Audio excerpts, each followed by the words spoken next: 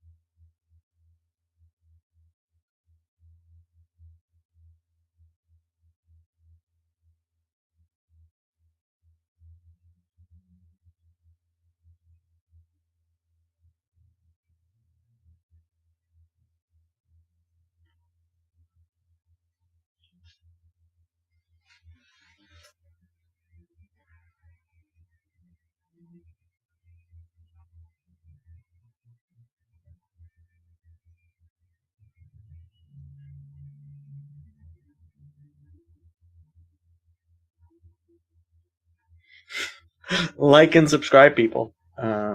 Ring that bell. Happy Sunday, Bazani. Mijal Jose Alta de Escubayes. I'm guessing that's a Portuguese name.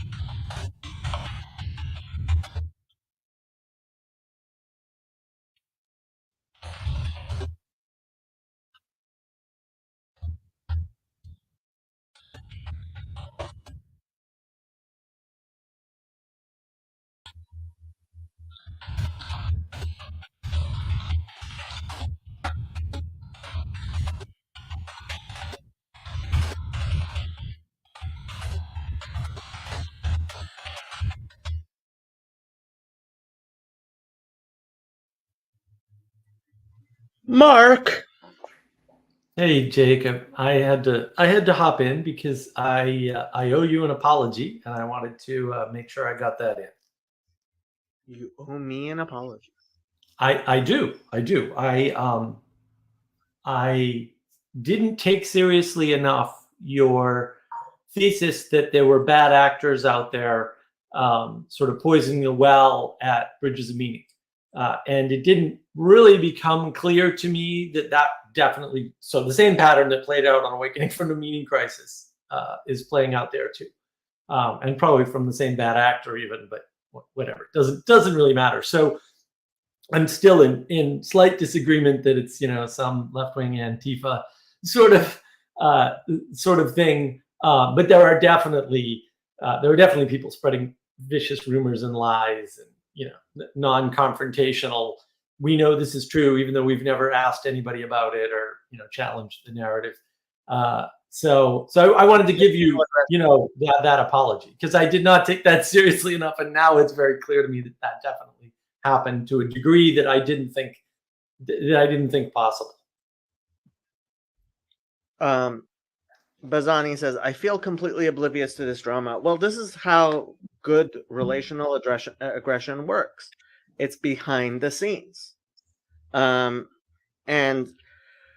The fact is that that sometimes ignoring it and being oblivious does work, but good relational aggression just presses the point in those places where it's necessary. So I don't know what's going on, and frankly, it doesn't matter too much. I think Right. we need to generally accept the fact that relational aggression exists, that it does affect our lives, and online it's incredibly easy in ways that we don't encounter it usually offline. So, yeah, and this is part of good relational aggression. I mean, if you are doing relational aggression well, which the people who are good at it are really good at it, then most people don't notice.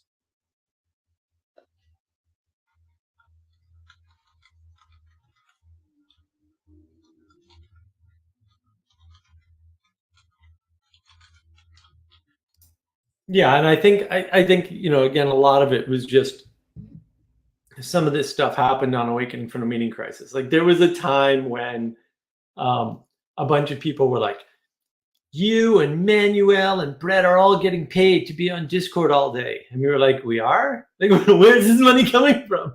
I haven't cashed any of the checks, please, right?" And then Struan, and I love Struan, right? For a while, somebody got him paranoid, like more paranoid than normal, and he was like, "You're trying to steal my work." And it took me a while, but I finally explained to him, "You don't have any work to steal. You haven't written anything. Who's gonna like? What are they taking? I don't understand what you're talking about." And that it's things like that that people get the paranoid people riled up, and the paranoid people go and do all the work, right? And people behind the scenes are just laughing or gleeful or whatever. Well, so the reason I brought up the cybernetic culture research unit is because people often don't recognize that left wing uh, left wing activists for whom their religion is to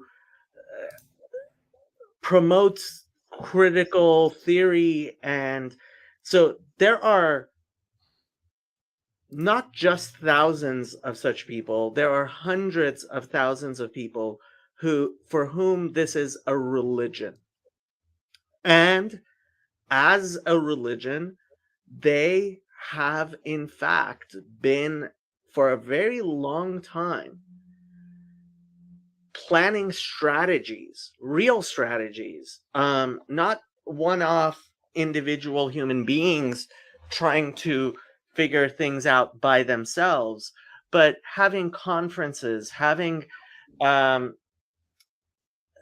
all kinds of groups where they have tried to um, develop what Grimm calls the dark arts.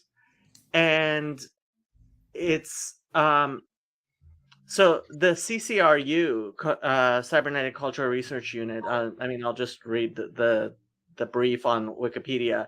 Was an experimental cultural theorist collective formed in the late 1995 at Warwick University, England, and gradually separated from academia until it dissolved in 2003.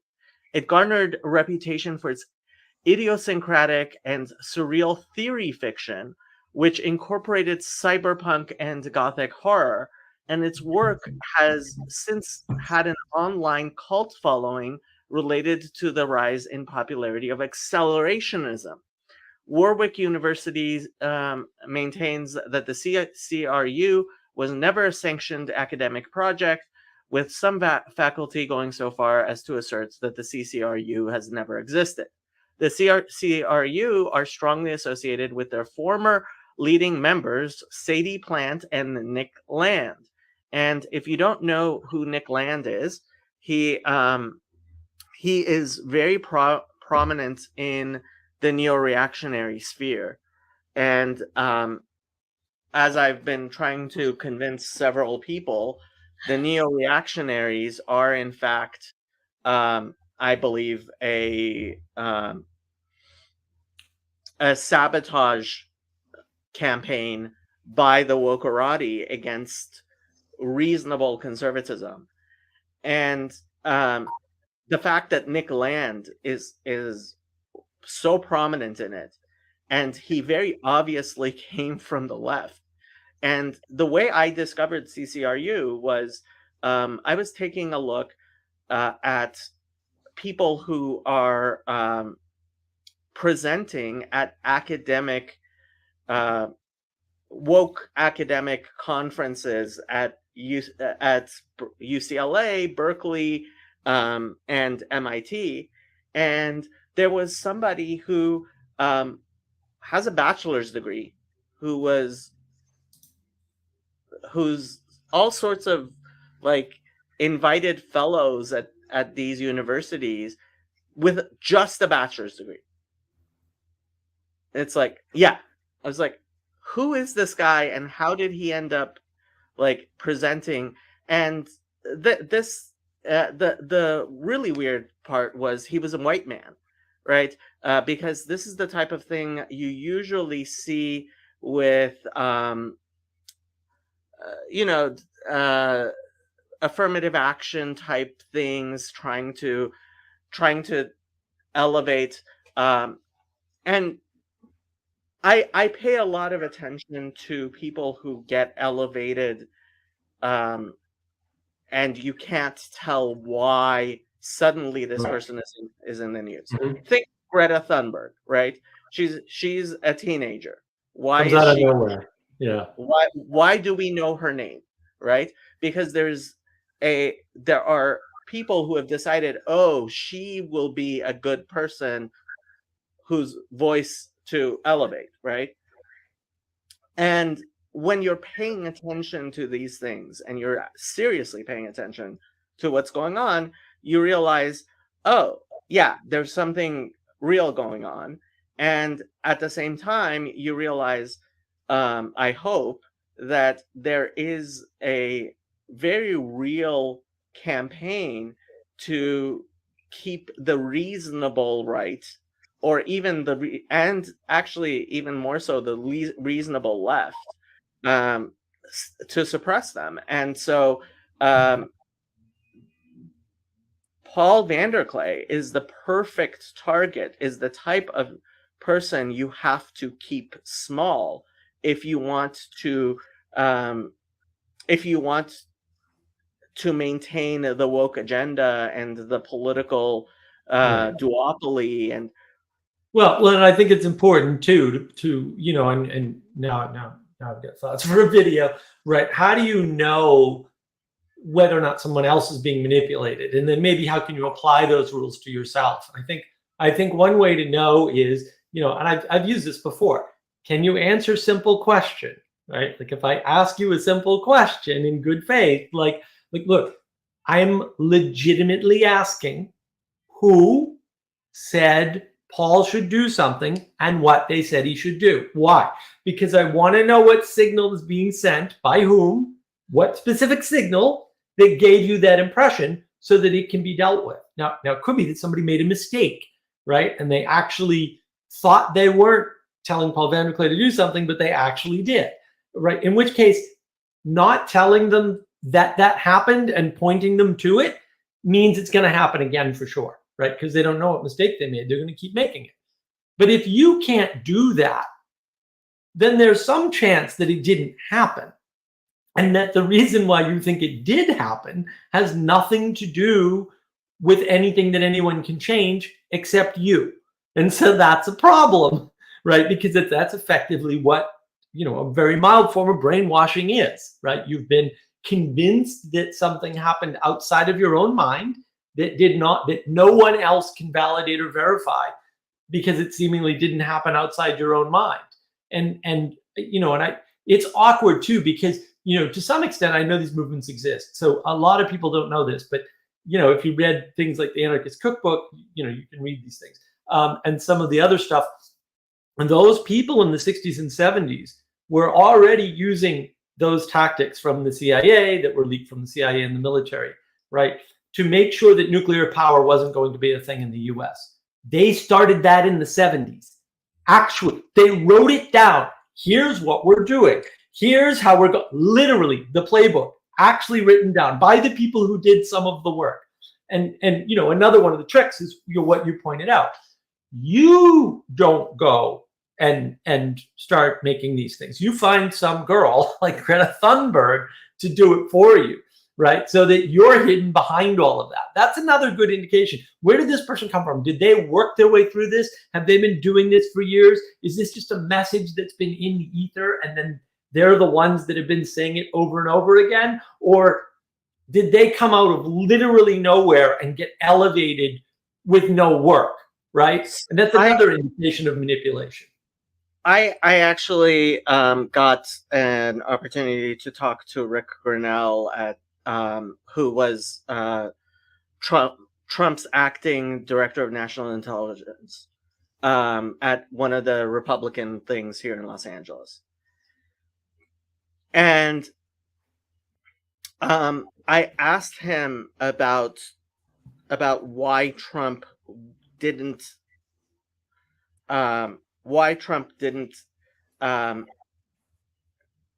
crack down in any way on big tech censorship and these types of things. And he said that Trump thought that what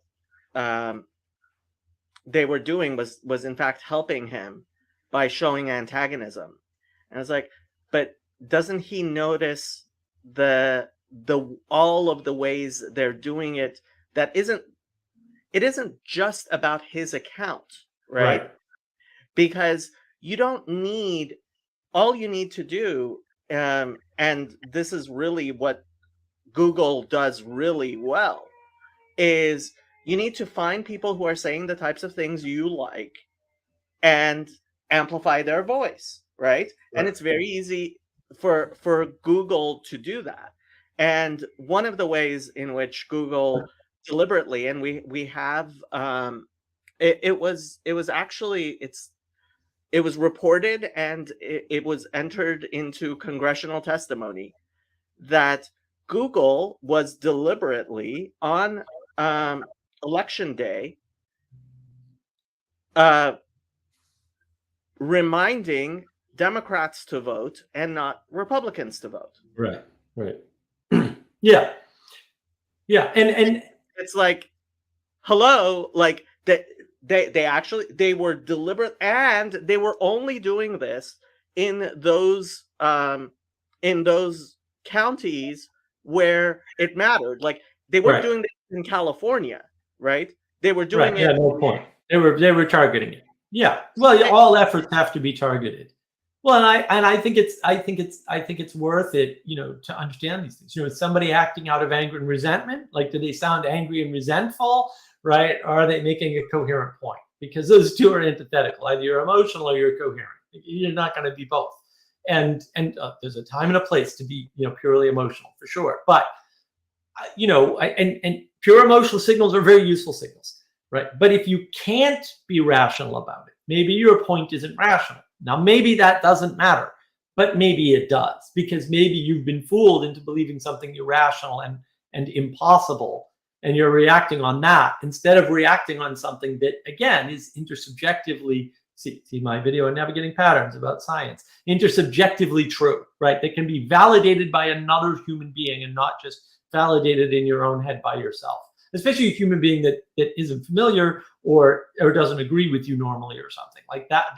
That's what's super useful to me, to be around people who don't agree, because they're the ones that are gonna push back and allow you to see things that you can't see. The people who are agreeable are just gonna blind you to your own insufficiencies.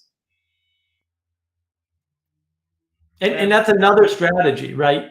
putting sycophants around somebody is a good way to make sure they're going to drill down into something worse more often. The reason I keep on talking about psychotechnologies as opposed to talking about individual psychotechnologies is, and I tend to talk about the most obvious and simple ones, is these psychotechnologies are as technological as the computer you're using to... Technique. Yeah, it's ancient Greek technique. Yeah. Yeah. And so they are complex, and understanding them is complex, and it requires a better understanding of psychology than most people have. And the fact is, so I keep on pointing out, okay, yes, we laugh at political science, but the people who get PhDs in political science tend to be actually really smart people who have spent many, many years studying something. And if you think that you are as capable of understanding what's going on as by spending 5 minutes looking at something that obvious, like somebody very smart has spent many, many years studying, then you're just being silly. Now, there are times, and I'll point people to my discussion with Coronius Focus, where we notice, oh, okay, this is really crazy, and people who should know better are saying stupid things or not saying things that should be obvious. So for Coronius Focus, the obvious thing is, oh, if we put large percentages of our female population on birth control pills, that's going to affect our mating patterns and going to affect their hormonal state, and it's going to actually have an impact on society. And it's like, yeah, this is obvious. Everybody should notice that. Like, yes, this is obvious, right? And but nobody's like, the public health, the Surgeon General isn't saying, hey, maybe we should be paying attention to the fact that we're chemically sterilizing large proportions of our population for large amounts of their, reproductive right. And there are knock-on effects from that. It's not just the direct hormonal effects. That's actually more where I focus on things. And this is just one thing where I think any reasonable person notices there's something going on where our elites are not very elite. But at the same time, like,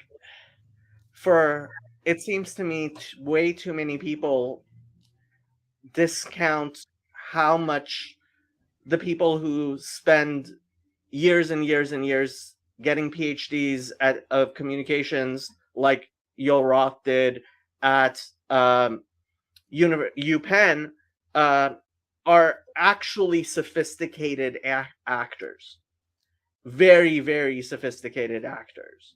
And yeah, so I don't know. Well, yeah, and there is there is the role of the useful idiots, right? That you refer to. And I don't know if you saw. Did you see Grim Grizz talk to Cale Zeldin? Because I just finished that talk. It took me a while to finish it, but it was fantastic. Cale is amazing. Like, he's got. I can see what I see where he is now. I'm like, oh, he sees all these threads. So he gets you can just tell him something and he knows what the end of that is. It's like, okay, good.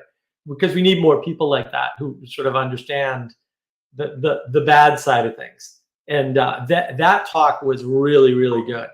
And in fact, he said he's going to try to have another talk with Grim after he goes through more of his material. And for some reason, he was able to pull Grim in more towards towards staying to the same thing and not, over connecting the world, right? Which is very hard to do indeed. I don't actually. So, a weird thing about my personal way of living life is I tend to not notice when I agree with people very often.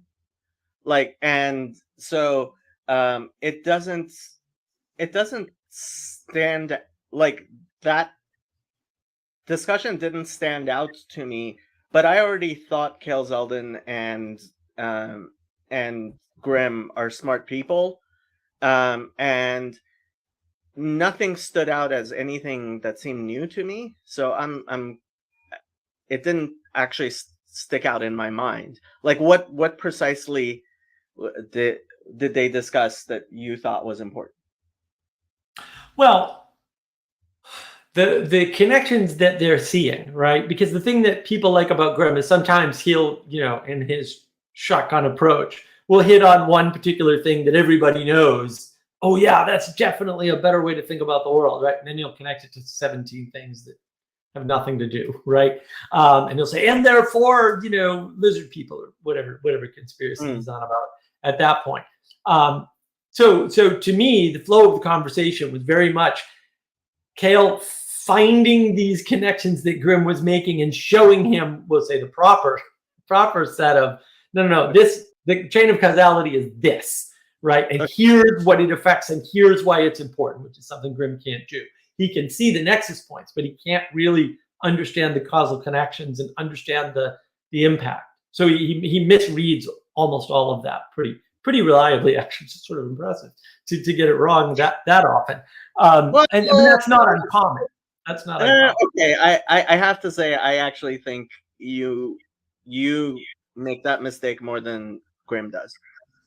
I think causation. I'll take comments on my videos showing where or whatever, but that's one of the things I saw. The other thing I saw was that Kale, he said this explicitly, like, no, I knew, when they did this, what the implications were. Like, I knew that when they were talking about, plugging back into the matrix, what the harm would be. But then he since said, well, now I've come to realize the flip side of that, right? Because as Jonathan Peugeot points out, that narrative has a bunch of flips in it. Like the movie The Matrix has a bunch of flips in it. And they're actually very hard to spot, because at the end of the day, one of the messages of The Matrix is, I'd rather live in squalor, eating not real food, being chased not through a dead city, through the sewers of a dead city, with my only respite not being in the sun, but being, staunchly in Plato's cave, right? We're sitting next to the core of the earth where it's still warm enough for us to huddle up and survive, right? Still surrounded by technology, by techne. But this time it's the techne that we control, right? Because they still have machines, obviously. Then live in comfort and relative safety and freedom, but inside the machine. And it's like, well, but that's not how that works. You're mischaracterizing the trade-off. But can you imagine wanting to live in, like, you're being chased around all the time in the sewers of dead cities? It's kind of like underneath the graveyard sort of thing, right? You're being chased around in tunnels under the graveyard between dead bodies or something, insane, than just to be free and happy. It's because the freedom's not real, but because there's constraint, and it's like, it's such a flipped message in some ways. It's hard to untangle. But like, Kale now sees that, and I'm like, oh, that's good that he sees that. But also a lot of the way he was talking about stuff, like when they were talking about the parents of the children, so the upper middle class parents that they're sending their children like to his school, they know that there's a real danger that the strategy that they're following is not going to work, right? Because he said it was like musical chairs, right?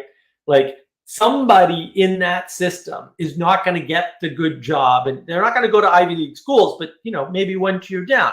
But and it's not even somebody, right? I mean, I think that whole system has been shown to be completely dead now. So they know, they have that anxiety, And I thought that was a really good observation, because people don't realize that even the people in the game know the game is not necessarily going to work out for them, and they don't know what to do about it. Maybe I'll watch that conversation again. Are you going to go to Vervaeke's Patreon exclusive Q&A? It starts in 3 minutes. No, I think I'll be skipping that, although I do have privileged access to such things. I have not actually gone to any of his Patreon Q&As, even though I'm able to do so. Yeah, I'm not super terribly interested. I mean, that's another area. Be interesting if we had somebody like Kale looking at something like that, and the progression of Vervaeke, or maybe the regression of Vervaeke, depending on how you look at it, right? To see. And his Q&As on the Discord server have been quite frightening, actually. Like the last year or so has been just awful. What do you mean? How so? Well, he's just said a lot of weird, disturbing sorts of things, a lot of contradictory sorts of formulations. And I don't know what sort of spawned that. I think he's just, he's reaching past the end of his own theories and getting a bunch of stuff really confused. And I mean, I knew it was kind of trouble. So Sally Joe had asked him a while back, do you think being is good? And it took him 2.5 minutes to answer yes. And I was like, I don't know why that would take 2.5 minutes, dude. It's easy. I mean, maybe you do the yes and then you do a longer explanation, but he worked it through in the Q&A, and I was like, why is this a hard question? This should be a really easy. This is as softball a question as it gets. Well, it depends which distributed cognitive network you're plugged into. And what I have noticed is Vervaeke is very obviously plugged into a very different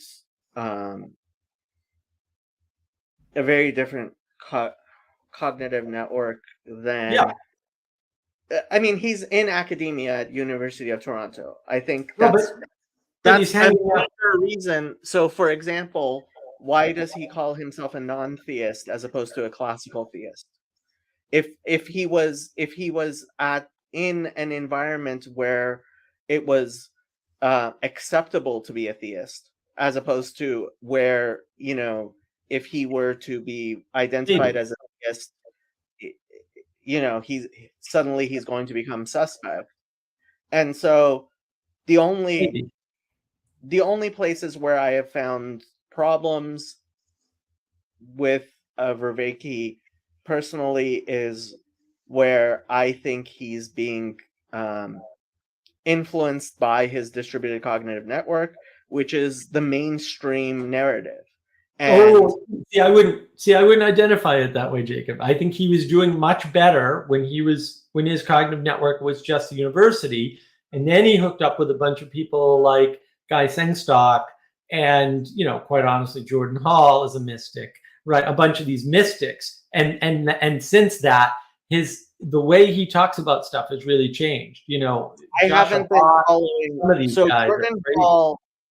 Okay, so Jordan Hall and his environment, the whole Game B people, that's an incredibly toxic environment to be involved in. Guy Sengstock encircling 30 years of I don't know much about those people. Yeah, circling is a weird, but they're just mystics. I mean, they're little mystic groups, and whatever. That's good if it works. This is the normal mysticism. I mean, this is the normal mainstream mysticism of our elite classes. I mean, for the elite class, yeah, maybe, but I think when he wasn't interfacing with those people and sticking more to the science, I had a lot more hope that he was going to a place that his orientation would lead him to certain conclusions, and instead they've led him to a bunch of contradictions, and that's come out especially in the Q&As recently, over the past year and a half or so, at least the Discord Q&As. Well, I mean, I have to say, we don't think individually, we think in groups. And I mean, Right. he is, That's why it matters who you expose yourself to. Like it matters who you're listening to. and Mitch's wife had their baby. So congratulations, Mitch and his wife, baby girl. Congratulations. That's lovely. It is.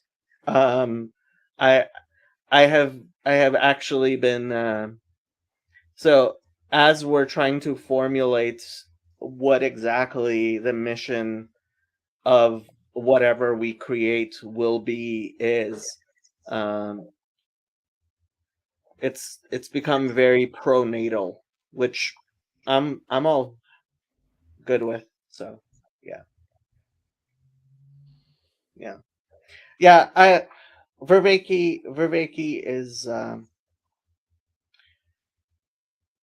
his network is the network that it is, and I've actually been using that as a way of, and I have the exact same views on Jonathan Haidt. Jonathan Haidt is very firmly ensconced in the mainstream elite, um, belief network, Yeah. but Yeah. that allows him his own work to be very influential to people who I know are also ensconced in those networks. And so I can safely, um, recommend John Vervaeke. Um, for example, when I go to some of the hyper elite, hyper, influential synagogues here in Los Angeles, right? Where, the obviously the conversation that's had is the conversation that's kind of dominates Los Angeles. Um, I've been able to inject Jonathan Haidt and John Vervaeke safely, whereas, for example, you can't, inject Jordan Peterson. Yeah, exactly. Well, and I think that's part of the problem. Like people aren't seeing things necessarily as stepping stones, or they're seeing things as complete solutions, right? Like the Awakening server. We had a lot of people. Everyone just needs to listen to John's work, as though that's possible, feasible, reasonable, or a solution. Like a lot of the awakening from the meaning crisis is mislabeled. It should be called Awakening to the Meaning Crisis because it doesn't contain solutions. It just contains a way of understanding the thesis, which is very important and a good first step. It's a good problem definition, but it's certainly not a definition of solutions. And it's yeah, I mean, ultimately I think way too many people are trying to, you keep on saying this with you have to eat the elephant in bites. I Yeah, think it was you who said that, right? yeah, um and yeah, you do. Things have to, uh I want to see um I want to see our distributed cognition function better than it is. And right now, it's, especially the elite, distributed cognition is obviously malfunctioning. And, right. you Who's know, who's steering the intellectual class? Because one of my big arguments about, we'll say, the period of the Weimar Republic is that very deliberately certain people, a certain couple of individuals saw an opportunity because of the reprehensible French intellectuals who were philosophers. They aren't intellectuals, who were steering the intellectual set into very interesting new theories like the theory of government, right? The science of government and the science of what could be achieved with evolution, right? And then they were like, oh, but this is all dumb, but we know how to use this to our advantage, and they took over, right? They took over the world for a while. well, again, I think there's, there's a lot of factors, and Oh yeah. so it's you have to think of it in terms of fluid dynamics. Like Mhm. when uh, there is a flow of water, it's some oftentimes seems to people like, oh well, there's this one jet which has caused that, and it's like, Right. well, there's a whole system around it which allows for something to suddenly, turn into a flow. And Right. that's too complex for most people to actually pay attention to. Right. Um, and Well, and sometimes, and it's one or the other, right? You can block one branch of the river, right, at a time, right? But if you're busy blocking one branch of the river, you're not paying attention to the main flow. And if you block the one branch and the main flow doesn't change, because that can happen, you won't notice, right? Because you have to be able to go out and look at the big picture and then come back in and look at the little. And it's that skill, actually, oddly, that John talks about quite a bit, that he tries to facilitate with his meditation series. yeah, level of analysis. Unfortunately, I think too many people don't recognize that they're at the level of analysis we actually need to look at a lot of stuff, and the shifting in levels of analysis, there's no one human being or even small group of human beings that can do this.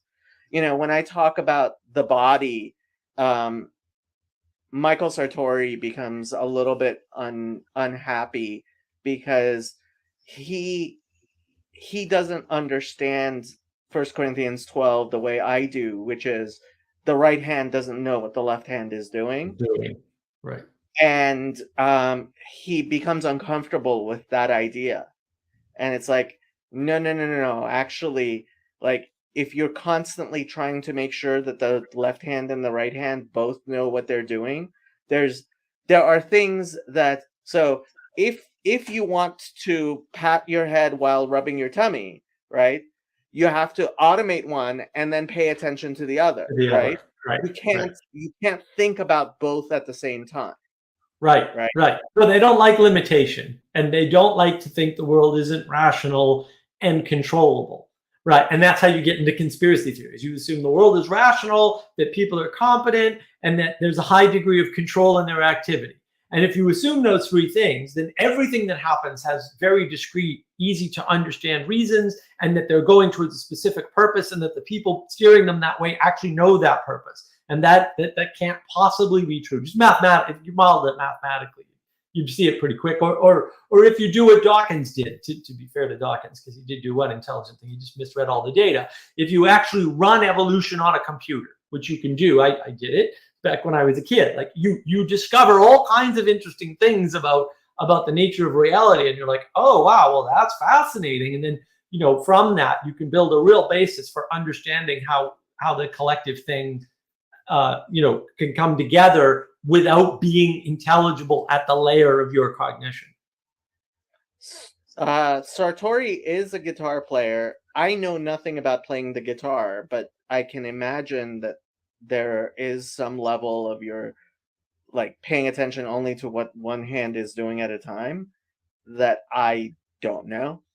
But Well, but a lot of people are told that the way they're doing that is by paying attention to these things, because that's how you seem to learn it, right? And people aren't making that connection, that just because you can map it that way doesn't mean that's a good model of what's actually happening.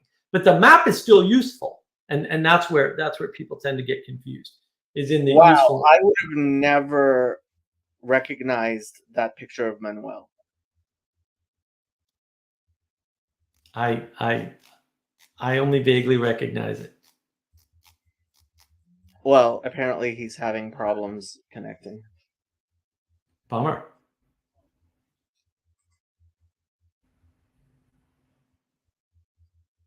It could be an imposter, Ethan. I don't think so, though.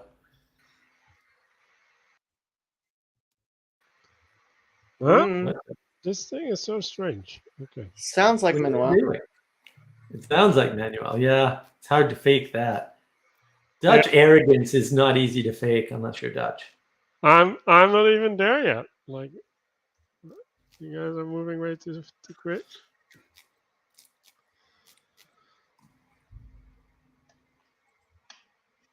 What did you want to say about the dark arts there, Manuel? Nothing yet. Let's see if it removes me again. No, it actually shows me this time. Okay. Yay! That was some dark arts. There you go. The technologies that allow us to manifest ourselves across the big ocean.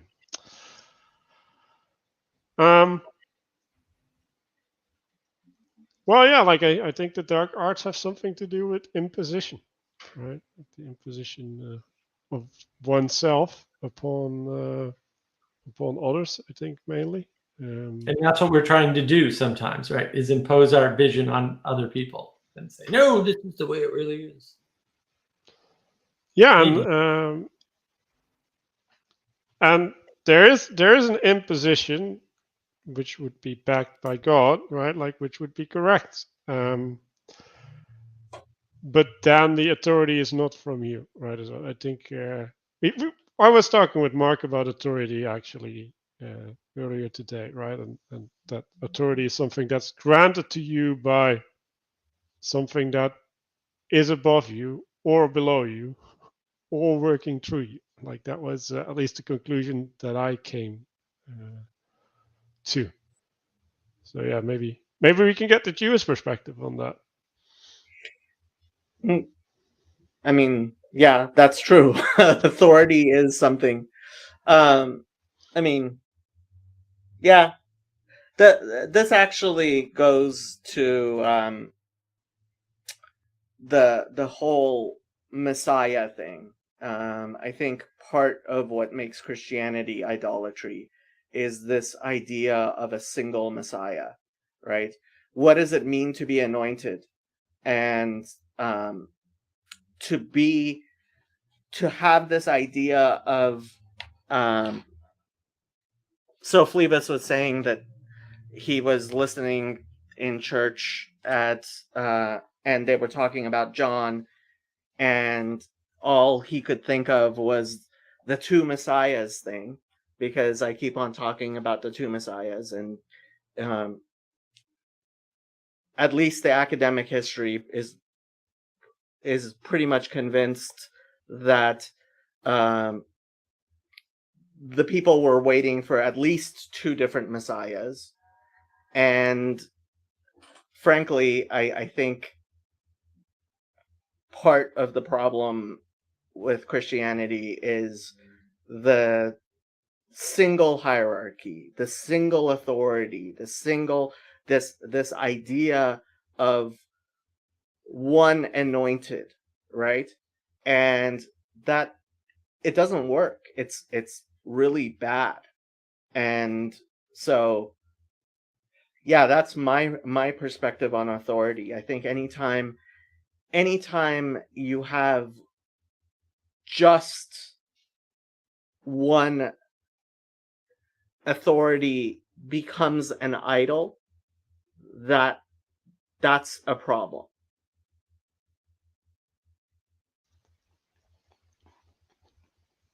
So I'm confused. Like, is there a specific split in the authority that you envision then?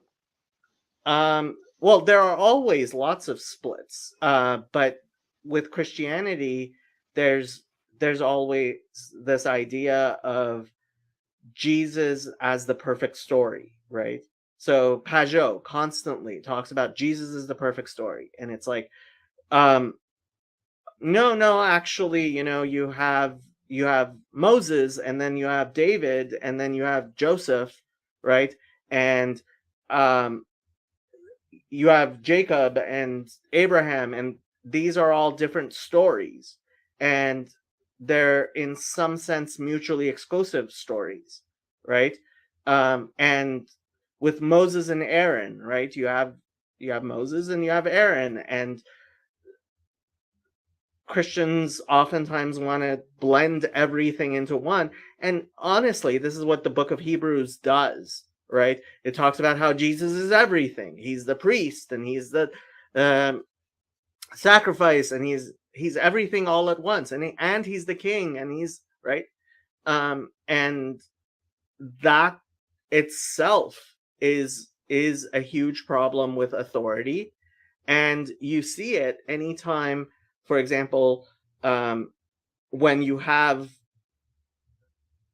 the attempt to have the king, right, also be the religious leader, right? The king is not the prophet is not the king, right? The and yeah, I think it is a mistake that's unfortunately endemic to Christianity, and you see in history, like every single time you combine those two, you end up with huge problems. Well, isn't that what the Trinity is designed to fix? Right. Is to talk about the three aspects of the divine, and therefore, so you don't get stuck on one thing.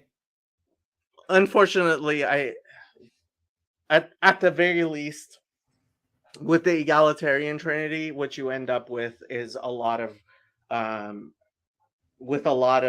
people who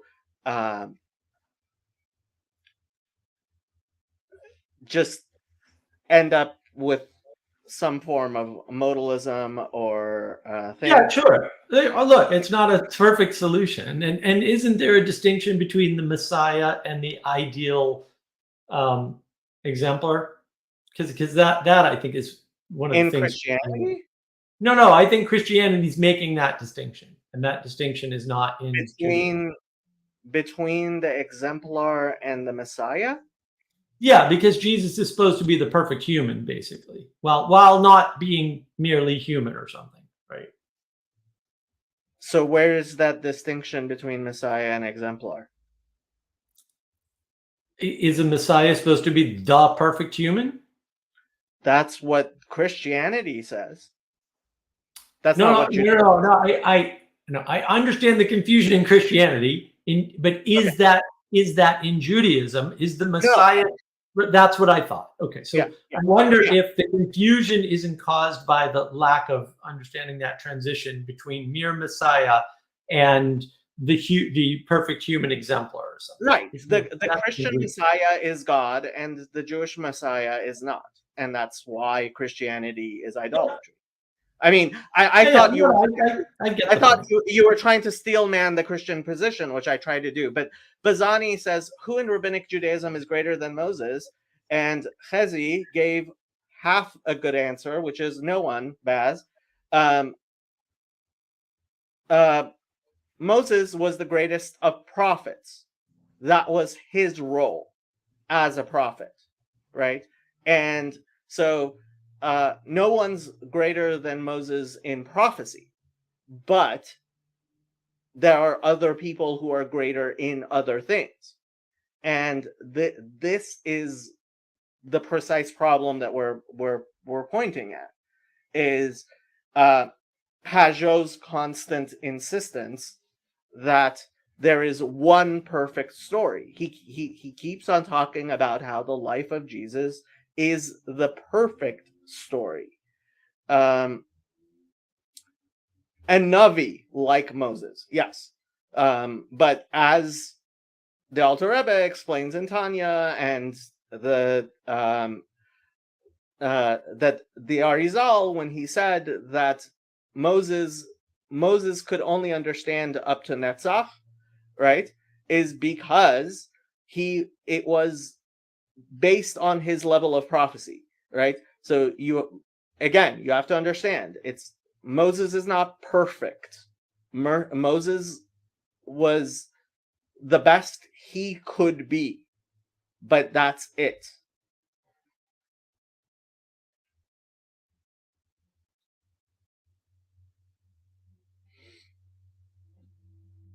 By the way, happy Hanukkah, Chezi.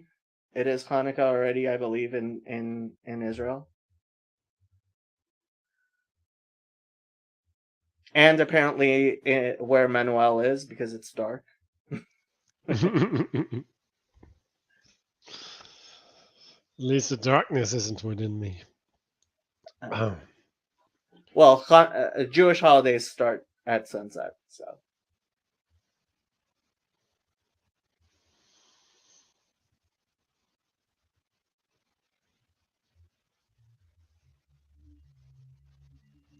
Yeah, well, I think my knowledge is falling a little bit short. I'll just engage with the idolatrous claim, Okay. and I think that is the reason why Jesus has been proclaimed as God, right? To resolve that issue. I think that was actually the first Nicene Council, wasn't it? Well, I mean that's the attempt, right? But once you turn a hypo, and this is the discussion I'm having a little bit with Father Stephen, when he is, when he finds time, he is going to come back on my channel. But so the idea of the one and the many is real, and I think, as Vervaeke in the Marceau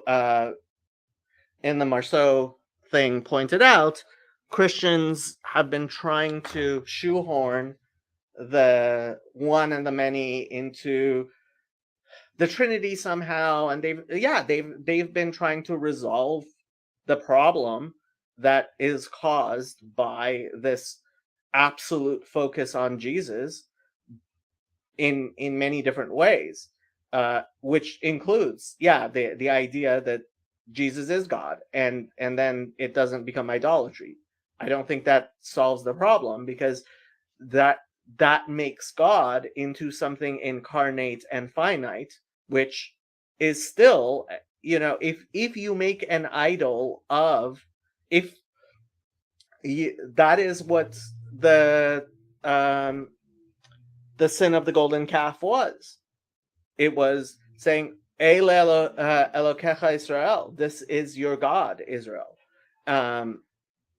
to that calf, which was supposed to represent God.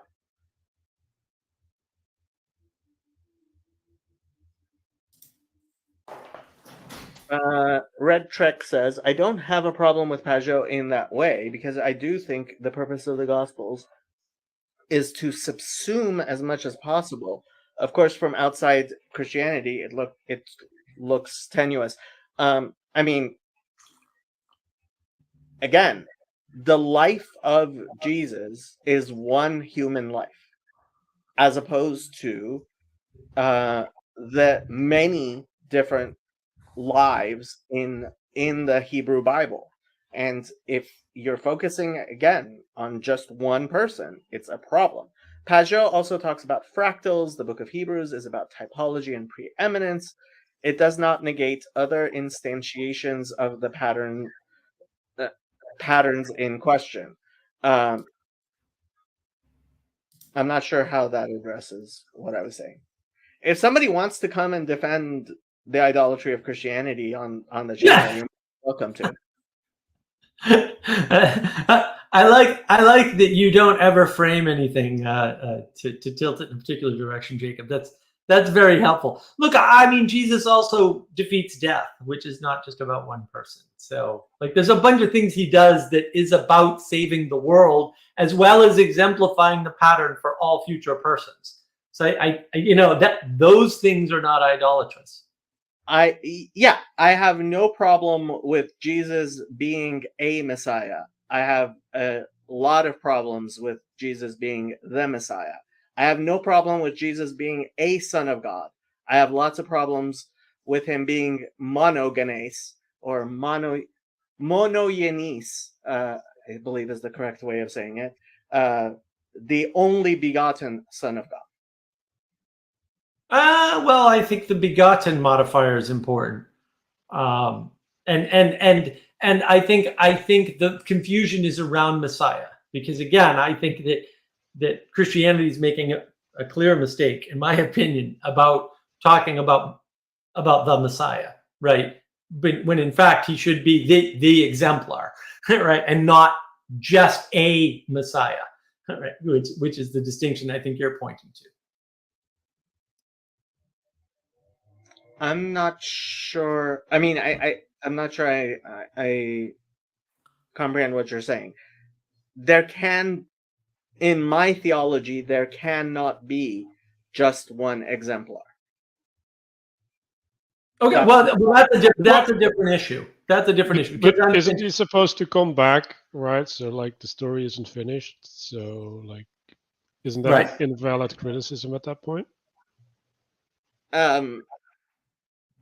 Well, I mean, do you think he's going to live a life of like David, of repentance, or like, this is the thing. I think you need multiple patterns. That's what I'm saying. I mean, multiple hierarchies, multiple positions, multiple patterns. And the focus on one pattern is a theological decision that Christianity has made, which makes it idolatry. Yeah. But what about the disciples living through him? Like, aren't they representative of Are multiple they patterns? living the same life pattern or not? No, but they're living through him. Like his light is shining their life. So Bazzani says Isaac is also called monogenes, only begotten, is a bad rendering.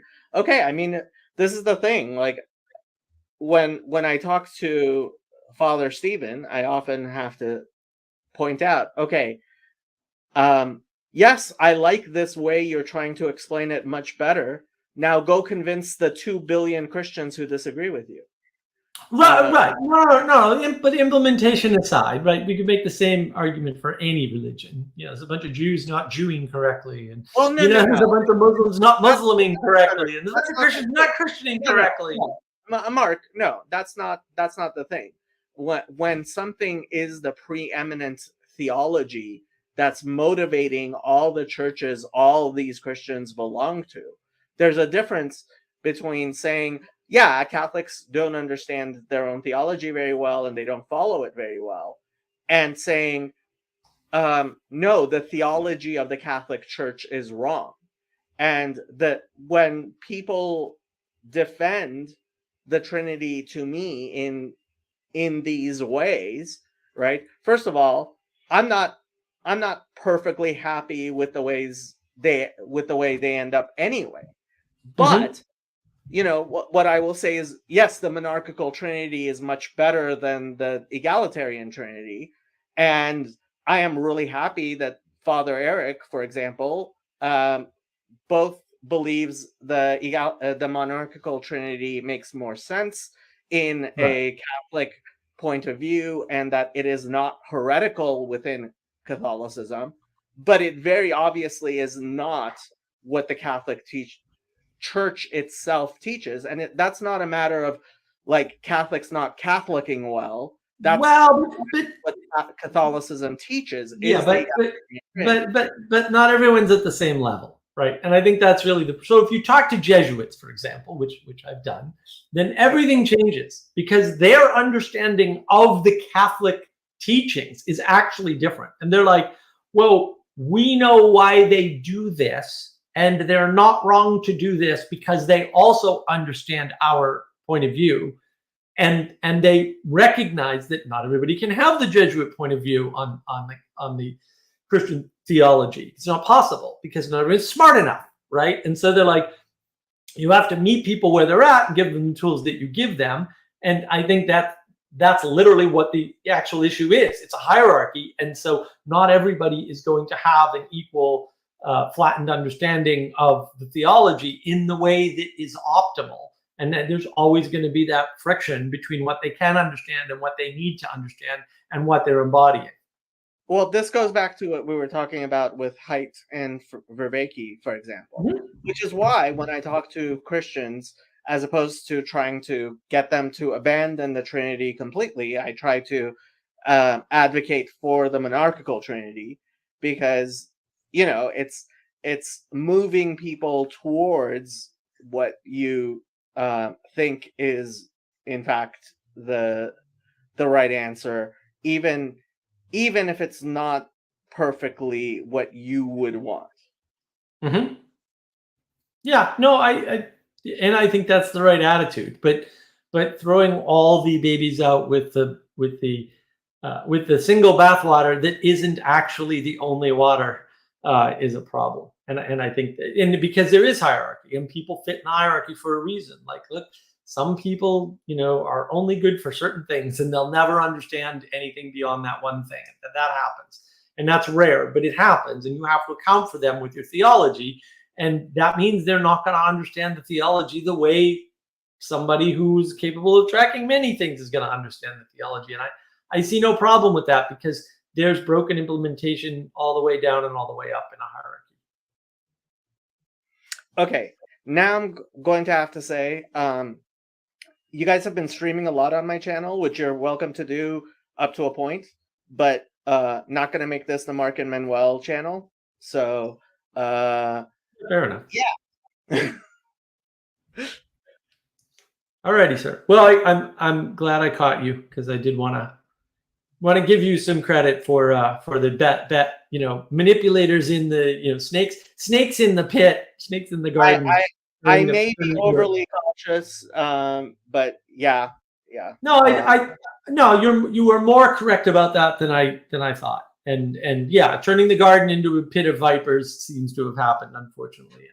And I'm glad I got the opportunity to correct the record and give you a little bit more credit, even if I sort of disagree with some of the deep sort of left. I don't think it's leftism, for example. I think a lot of it's just personal jealousy and good manipulators, but doesn't really matter.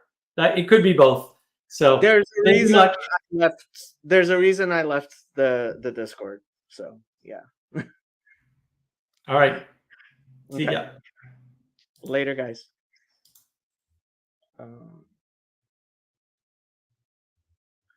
So, hey Jacob, who else would you want to stream on your platform? So this is part of the thing of actually getting somebody like Josiah, hopefully, to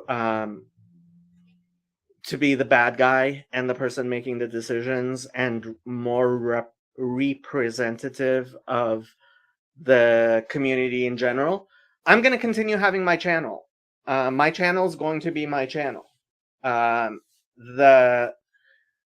that's why we have to build a board of directors who's going to be responsible ultimately to the members, and the members are going to be affecting the board of directors, and the board of directors is going to be supervising the executive director, and the executive director is the person who's going to ultimately make those decisions, and that person might decide that they don't want me on that channel, which is fine, right? Personally, right, I have the voices that I am trying to elevate on my on my server. You can see that there are people I have encouraged to have more channels, to create a channel and start talking more and come more, and like Chad has a channel, right? And he makes important videos. So like, if I were the executive director, Chad would have a slot, and Grim would have a slot, and Sally would have a slot, and Karen Wong would have a slot, and but ultimately that's going to have to be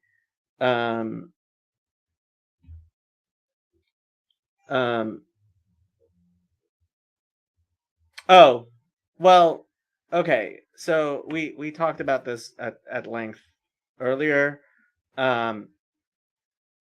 there I don't think there is any question that there are, in fact, people who are engaging in relational aggression on in our environment. And no, you are not going to get specific examples of people who are engaging in relational aggression, because the people who are engaging in relational aggression will not do it publicly. That's not how relational aggression works, right? And in fact, one of the ways that I've been trying to reduce the relational aggression, and one of the good ways of reducing relational aggression, is actually having people voice their conflicts in front of everybody, so everybody knows what's going on. But yeah, I've been saying for months, if there is no relational aggression taking place, I am both surprised, and I would both be surprised, and yeah, I don't see how that's even possible. I think okay, it's more helpful. I think it's good to know who not to listen to. When I have grievances, I make them known publicly. Yeah, when you have grievances, you should definitely make them known publicly. Which is why I was happy about the video you made. But unfortunately,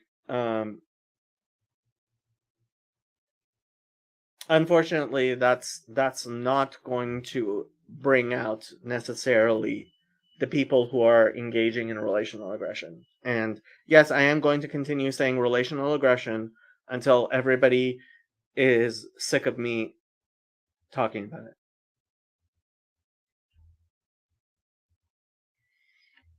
Hmm.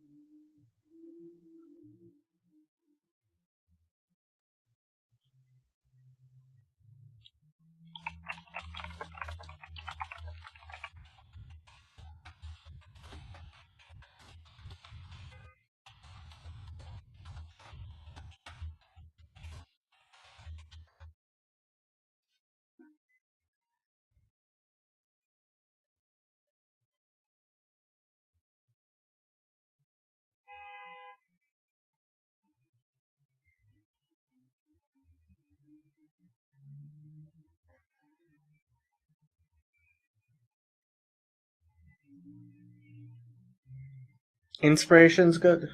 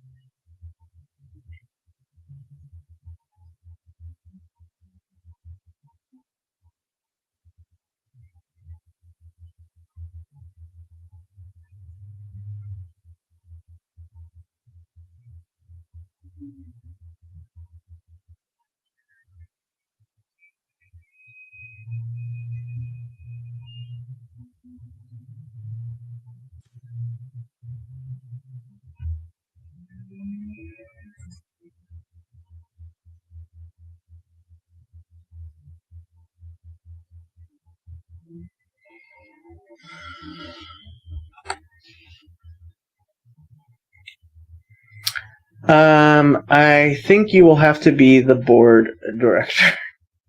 Besides Paul or Sam, you're kind of the guy. Definitely one of the most popular on BOM. No, see, this is the thing. Well, first of all, you could join. But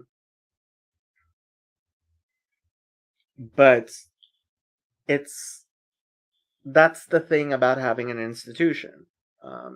The institution needs to be bigger than any individual person. And I am a very particular taste for a very particular people. And this goes again, Jethro writes, Sarei Alafim and Sarei Asarot, right? I think I have the capability of being Sarei Asarot, being one of the leaders of tens. Some people seem to think that maybe I could be Sarei Alafot, right? The leaders of thousands. But then there's the elders, and then there's Moses. And there are people who are thinking Jacob for elder, Jacob for Moses.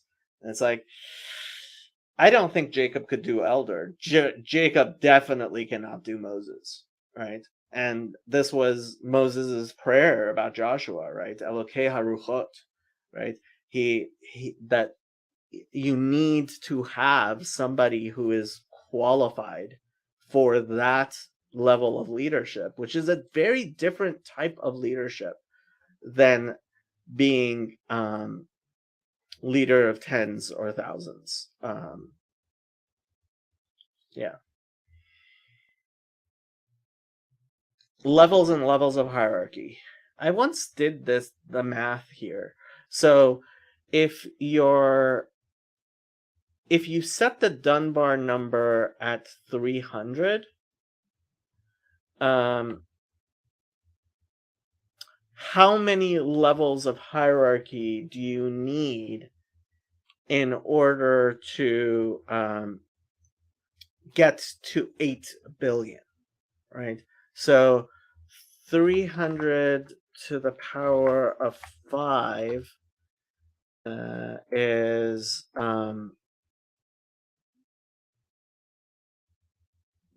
that looks like it's enough. Please, I want not in scientific notation, and Google's calculator is giving it to me in scientific notation. Let me pull up calculator here.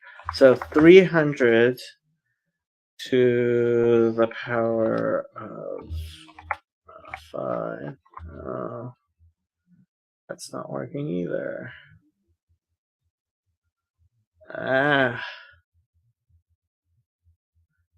How do I get this not to be in scientific notation? Yeah. Okay, so 300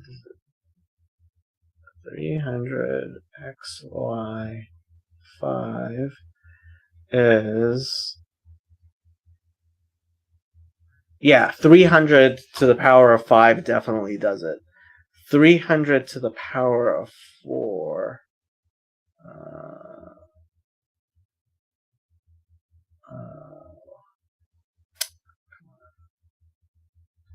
please. Okay.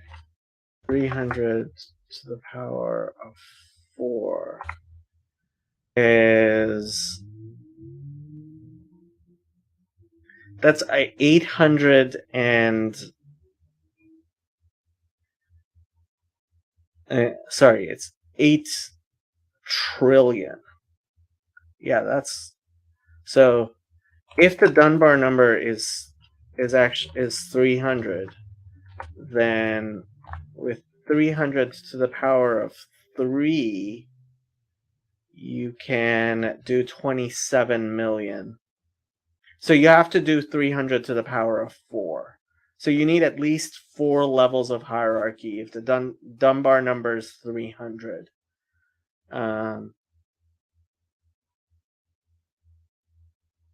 Let's do a Dunbar number of 100. 100 to the power of 4 is, I know this should be easy. It's 100 million. So then you would need to the power of 5, which will give you, I know I'm being dumb with my math, which will give you 10. Yeah, this is, I must have done a Dunbar number of power of 100. With 5 levels of hierarchy, you can easily accommodate 10 billion people, which is more than the number of people we have. And so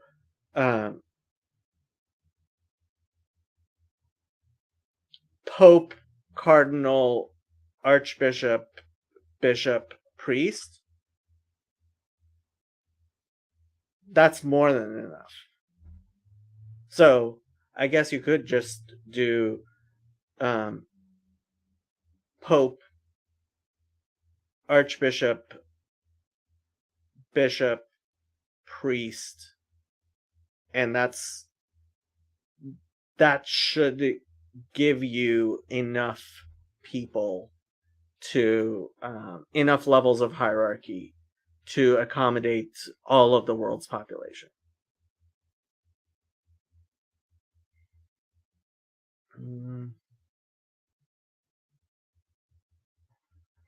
How long are you on? My plan is pretty much all day. I wasn't actually planning on going anywhere for Hanukkah.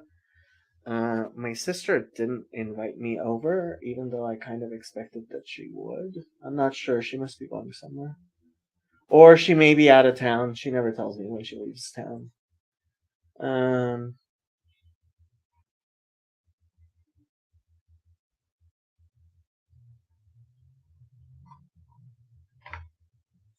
Maybe I should go down to USC.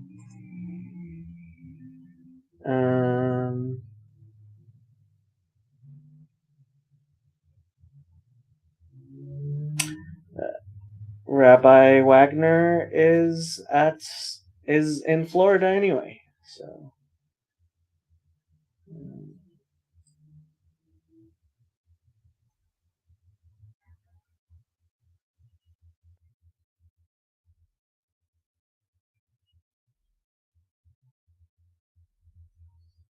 Cool. 300 to the fourth gets you there. Yeah, I maybe I used a very small Dunbar number like 100. But yeah, I mean,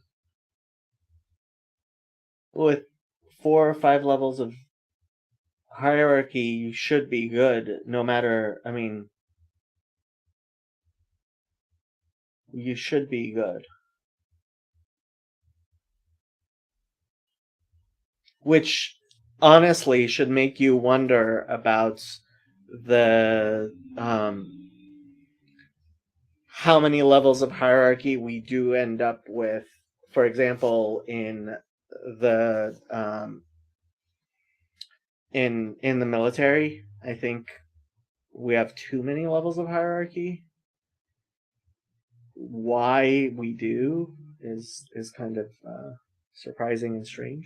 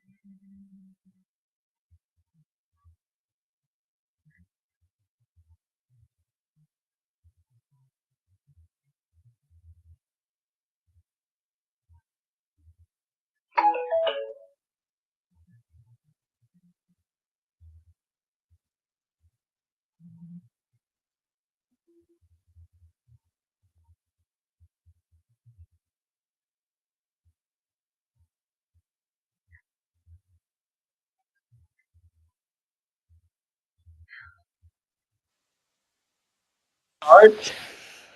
Oh,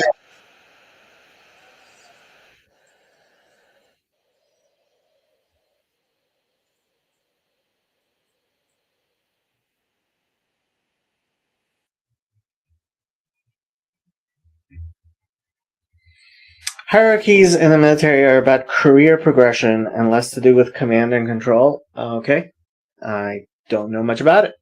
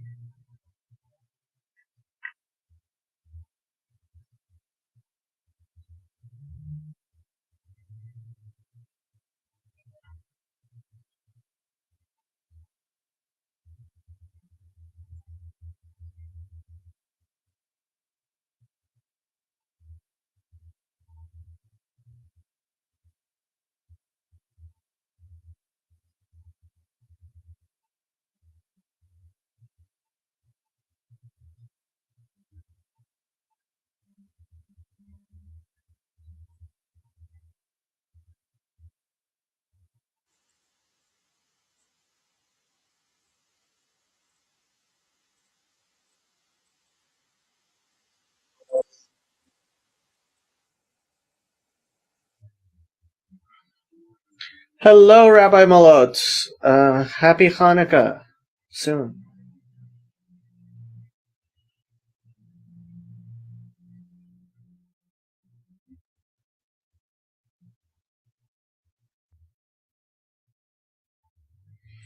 And I kept on. I want keep on meaning to send you an email asking you when you can come on my channel, which I might just do that right now.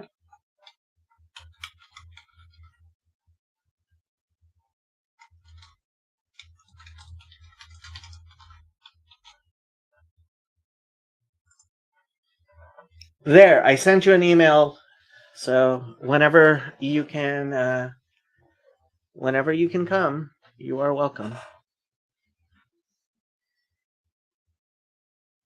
Are you having a public menorah lighting, or I mean, the first night being on a Sunday is actually should be good timing to have something at shul.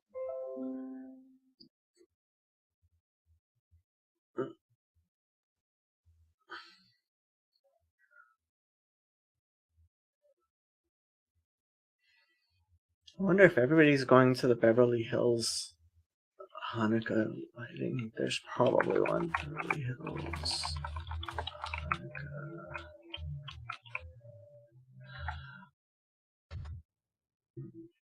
event.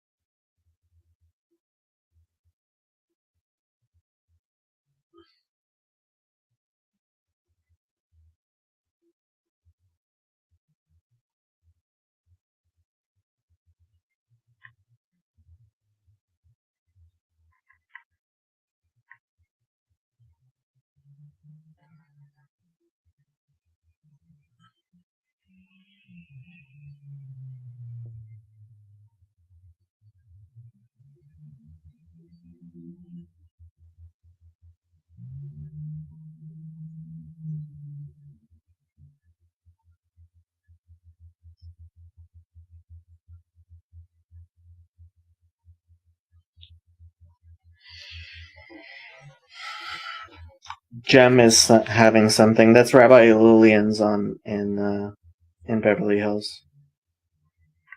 Not a huge fan of Rabbi Lillian. His son Levi is nice.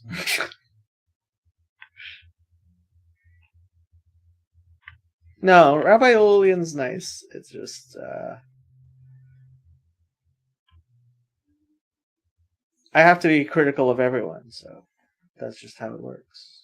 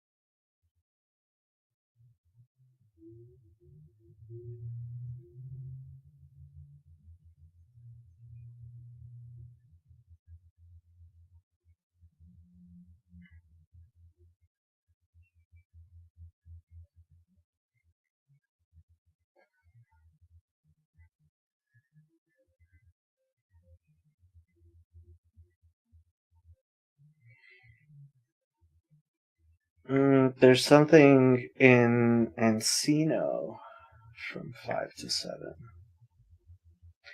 Chabad of the Valley. Chazi! Hey, man. I was not reading Discord. I was actually reading things on in real life. Hey, buddy. I How see you Rabbi doing? Malod is here. Hello, Rabbi Malod. Shavuot Tov and Chag Sameach, sir. Rabbi.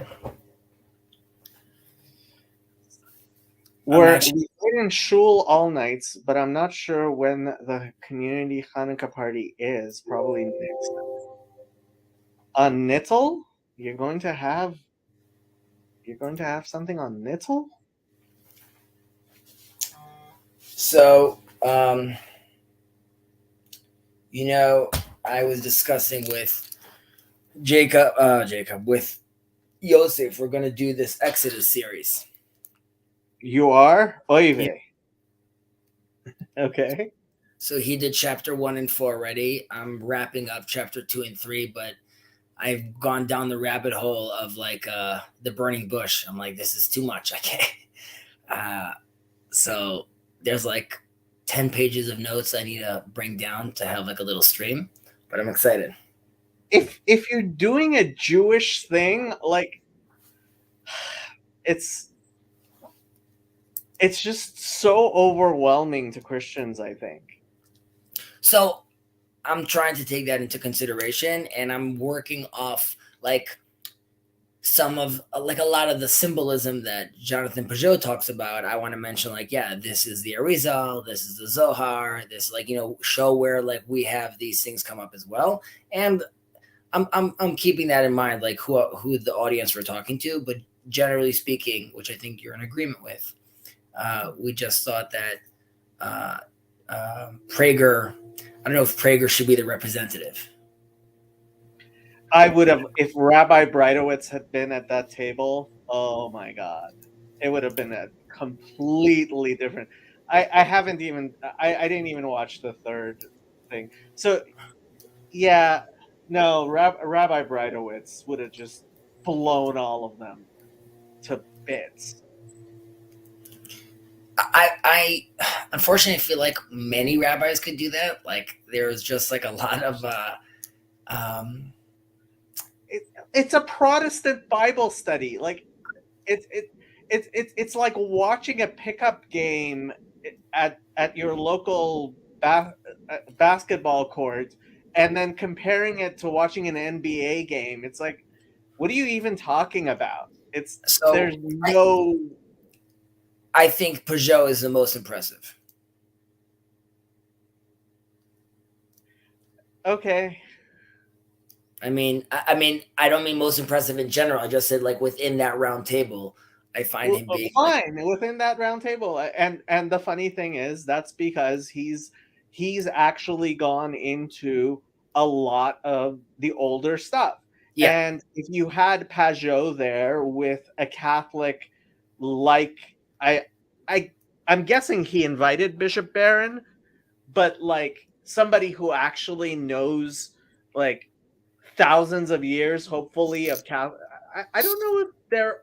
The thing is, I don't know if like you look at Mikraot Gedolot. There is no Christian equivalent of Mikraot Gedolot. Even though the funny thing is, the King James Bible was they used the Mikraot Gedolot. That's what they used to make the King James Bible. So, I'm trying to focus more on like productive stuff in this little corner. So, Okay. there's this conversation I need to have with Emmanuel. We're going to have it, I guess, following week of Hanukkah about evil, but more specifically is the format, which is going to be like a 30-minute conversation about the topic, and then open up for people to join in, and then really see about how we just give like some practical implications to that. But that's the format we were thinking that should be like the general format. And this is something you were discussing with him like a few days ago when I just jumped on for a second, which was how like, I was writing you some messages like on the Discord, not on the Discord, on the chatting, just about that conversation you guys had with Paul, and how I wanted to make sure that, like, I don't know, we're moving onwards and upwards. So, and I didn't know, by the way, and I'm sorry for my ignorance, that like StreamYard was costing you A at all or B so much, and like you like if people could donate. Look, it's fine. All of us are spending. Look, we are spending money on, and a few people have sent me money, right? But ultimately, that's why we need the organization, right? And so on Tuesday, I'm talking to Josiah, and frankly, Josiah is going to have to be paid a salary, and we're going to have to raise that. And so, that's, I don't think it's a problem, because I think people want to help. And some people can't help. A lot of people in this corner of the internet are not employed or have a fixed income or something like that. Aaron says, I probably should tithe you and Paul money. Look, a lot of people, I send Paul a little bit of money, and I have to say, once again, like, that was a big thing for me to start sending money to a Trinitarian church. Like, you really have to wonder, halachically, like, am I being mechazek avodah zara, right? And generally, it's not something I would do, right? But I'm sure it's. But I know that it's going towards something good. That's not just, the avodah zara, right? And Gar says, I just sent some for his parking lot. Yeah, exactly. And I'm sure, I would be surprised if he doesn't receive well over $20,000 for that parking lot. Well, I don't think Paul's doing this, thinking about this, but this is a great case study to see how this is received, and then to really him to gauge sort of what his reach is with this I reduction. think he realizes that. He's never asked for money before, and he's like, okay, you know what? And part of I don't know why I didn't think of Josiah until Amen said no. And but the fact that Josiah is in Sacramento is going to actually be really good. And he already works with Paul is also part of what makes, and unfortunately COVID. So do you know anything about Josiah? No, I overheard though that Paul mentioned that he already spoke to him like within that 24-hour period. I don't know what I'm sorry. That 24-hour period, I heard that they Okay, spoke. so Paul, his church has planted a few other churches in Sacramento. So this is something. So it's kind of like making minyanim, right? But for Christians, like it's a huge deal to have a new minyan, right? Every new minyan is a huge deal, and it doesn't require having 10 men, which is something I really think, like, I did not realize how much of a blessing, like, the fact you have to have a minyan is, because now I see Protestants that it doesn't require a minyan, and it's like it's part of the reason they're so fragmented. If you Right, needed to have it, just to, I want to make sure I'm clarifying. So what you're saying is that in Protestant, in this version of these little church plantings, you're saying that there's not a requirement of at least 10 people, which yeah, is a congregation of men, which we hold that within 10 people the Shekhinah, the Holy Spirit, resides. So yeah. what is the minimum? Minyan, Minyan, not minion. That's funny, Mark. I didn't even think of how a minion is. Yeah, a minion in Judaism. In order to have public services, you have to have 10 adult males attending, Because be, so that the Shekhinah is, yeah, because yeah, we can get into that, but like this requirement which Protestants don't have, and frankly Reform and Conservative have basically gotten away done away with, because they count women and children and Gentiles and whatever they want into their minyanim, right? So this requirement of having a minyan in order to have services, having 10 adult males in order to have services, it keeps synagogues from fragmenting into tiny little things the way Christian churches, especially Protestant churches, do.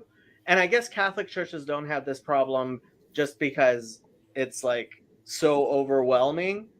But anyway, so Paul planted several churches, and you only need like about 5 people in order to make a new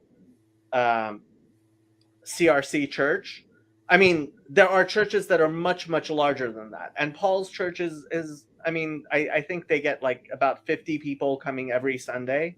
So like, do you know? Sorry, do you know that Father Eric said he has just 500 children. children? Yeah, Children. yeah, children. Right. This is well, this is crazy, but you also have to understand that Catholics have lots of children, especially religious Catholics. That's fine. I'm just thinking how stressful it is for like the youth leaders to like have them being quiet, like running around. These kids. Yeah, I mean, frankly, I part of the problem the Catholic Church has is not enough priests. They cannot get enough priests. They do not have enough priests. That's a problem. They do not have enough priests. Yeah, and they will only ordain men who take a vow of celibacy. Right. Yeah, which causes a shortage of priests. Which, by the way, even in Judaism, like even the Nazir, which would be, let's say, the Jewish monk.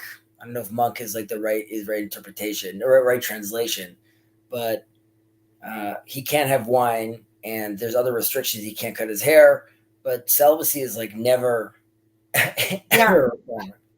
Yeah. Well, I was trying to understand how they arrived at this, and apparently in Qumran, they thought that there were going to be angels coming down in order to like have a war, and so they had their machaneh, like a machaneh, prepared for war, and that's why they had no wives, and they weren't getting married. The Because first they- incels. What? Said the first incels. Yeah, basically, yeah. Because I was trying to understand, like, how did this happen, and apparently it's because they really were like on war footing. They were the early Zionists, so. So you should know, just on that topic, it's bad news bears. So I was at, as I always am, I was at my grandfather, and we were talking, and we were talking about the elections a little, and we were both saying how sad we are right now with what's going on, because I don't know if you're following, but like they're trying to now, and this relates to the excuse me, that video you were doing. Who's that guy? You were like, couldn't stand how much he wants to bring America back to like old school Christianity. And right, okay, so you were like, I can't get this guy. You were being very frustrated, which was like very entertaining. So in Israel, some of these new parties are trying to leverage their power and their political power, and are asking for things like that they should change the status quo, that the Sabbath should be, the law of the land. So my grandfather and I were both saying like how we were depressed about this. And I said, well, like, I said, before the elections, you had a mock election in your house, and you asked all the grandchildren to come by, and we were all there, and some of the great grandchildren were there, and we elected them. Like, and like 50% or so more, no, like even higher, it was like 65%, like voted for like these people. And I got up and I said like my piece. They voted. Hold on. 65% of his kids and grandkids voted for what? Mafdal, or for well, Mafdal doesn't exist anymore. United Torah Judaism. Well, they voted for the National Religious Movement, the National Zionist Movement, and the Religious National Zionist Movement, and another party called Noam. And I told my grandfather, I'm like, you see that it doesn't matter that you and I both recognize ourselves as religious and national and this, but now that title was taken from us, like it's gone now. We no longer could relate to that because that's not us. And I said my family was thinking more politically about it, and this is why I think we're in such a. By the way, Paul Vanderklay absolutely loves you. Paul Vanderklay absolutely loves me. We all love Paul Vanderklay. I hope you're doing well, Pastor, and I hope you're feeling well.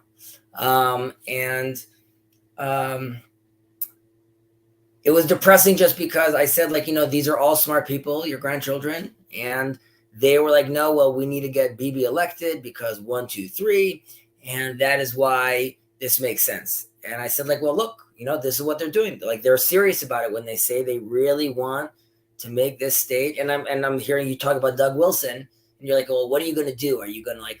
Well, so who did Muslims, you vote for? I'm sorry. You don't have to tell me who you voted for, but who'd you vote for? Who did I vote for? I voted for Bibi, but for very practical. No. Which? So you voted Mafdal. No, Likud. I voted Likud. You voted Likud. Okay. Yeah, but it really is. It's so crazy in this country. So like I don't like last elections in the States I didn't vote at all, even though like I voted in Ohio just because like it was just too depressing who both candidates were. So it's difficult, but I do think that that one needs to be careful of that. So when you listen to Doug Wilson, you're like, that sounds like nonsense. I get it. In America, that's obviously very unlikely. It's very unlikely for that to happen. But in Israel, here you go. Like these guys are. I'm from Iran. I know what theocracy looks like. And theocracy is bad when it's done by the Muslims. Theocracy is bad when it's done by the Christians. And theocracy is bad when it's done by the Jews. I agree.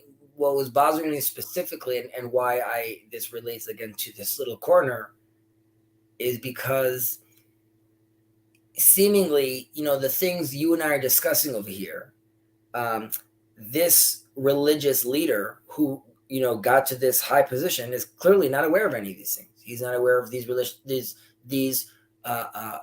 ramifications with our relationships with Christians or Muslims, or even our relationship with the Bible itself.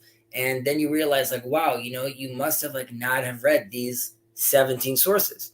And then you and I were discussing like, I like, as I'm writing this thing for this Exodus series for the Teals, for this little corner, which I'm excited obviously for more people to get involved in. But you said something like, are Christians going to be able to handle that? And I want to forget Christians. And I forget that, I mean, I don't forget you guys are all welcome and there's a lot of love. But I'm thinking personally, the quote unquote religious leader that was now elected, and now he like sort of hijacked my, let's say, religious identity title or category. He's not even aware of half the text within his own tradition, and he's making policy based on that. So while there's so much potential for amazing future, it's also so fragile. And who is propping up all the crazy Zionists in Israel? It's money from the crazy Christian Zionists in the United States.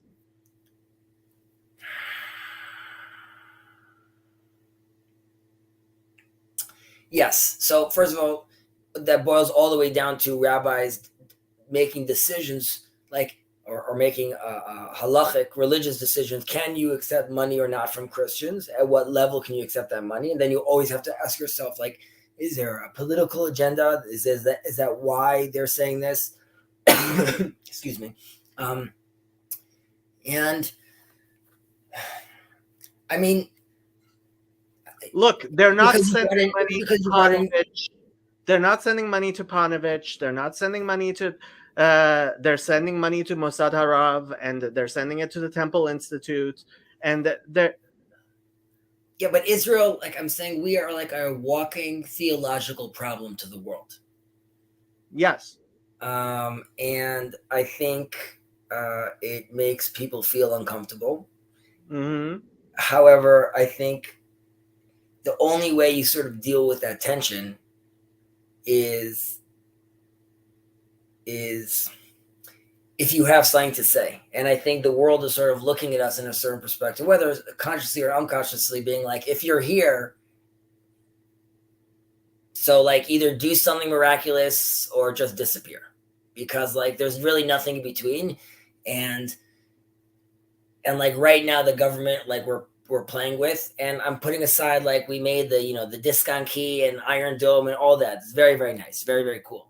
But if we can't show how we integrate like our history and our religious values from the top all the way down, then it's going to be for naught. And and who says there can't be a third?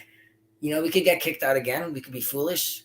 We could play simple games. So and this relates sort of to the core when you say like rabid Zionists. So I'm glad you finally see that the Satmar Rebbe and Chabad Rebbeim were actually being guided by God in their opposition to the silly idea of a secular Jewish state. So first of all, I disagree, and this goes back to your earlier conversation about when you say, I think these terms have to be broken down as far as like what secular is and what a state is, and like, is Israel supposed to have a king? Is democracy even necessarily the model that like it is the proper model?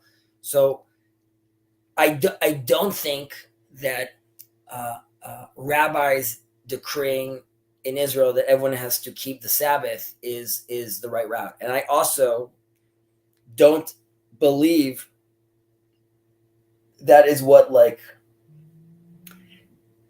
I know this is problematic to say, but that's not the relationship I have with God, where I feel like that is his calling for me to be pushing that.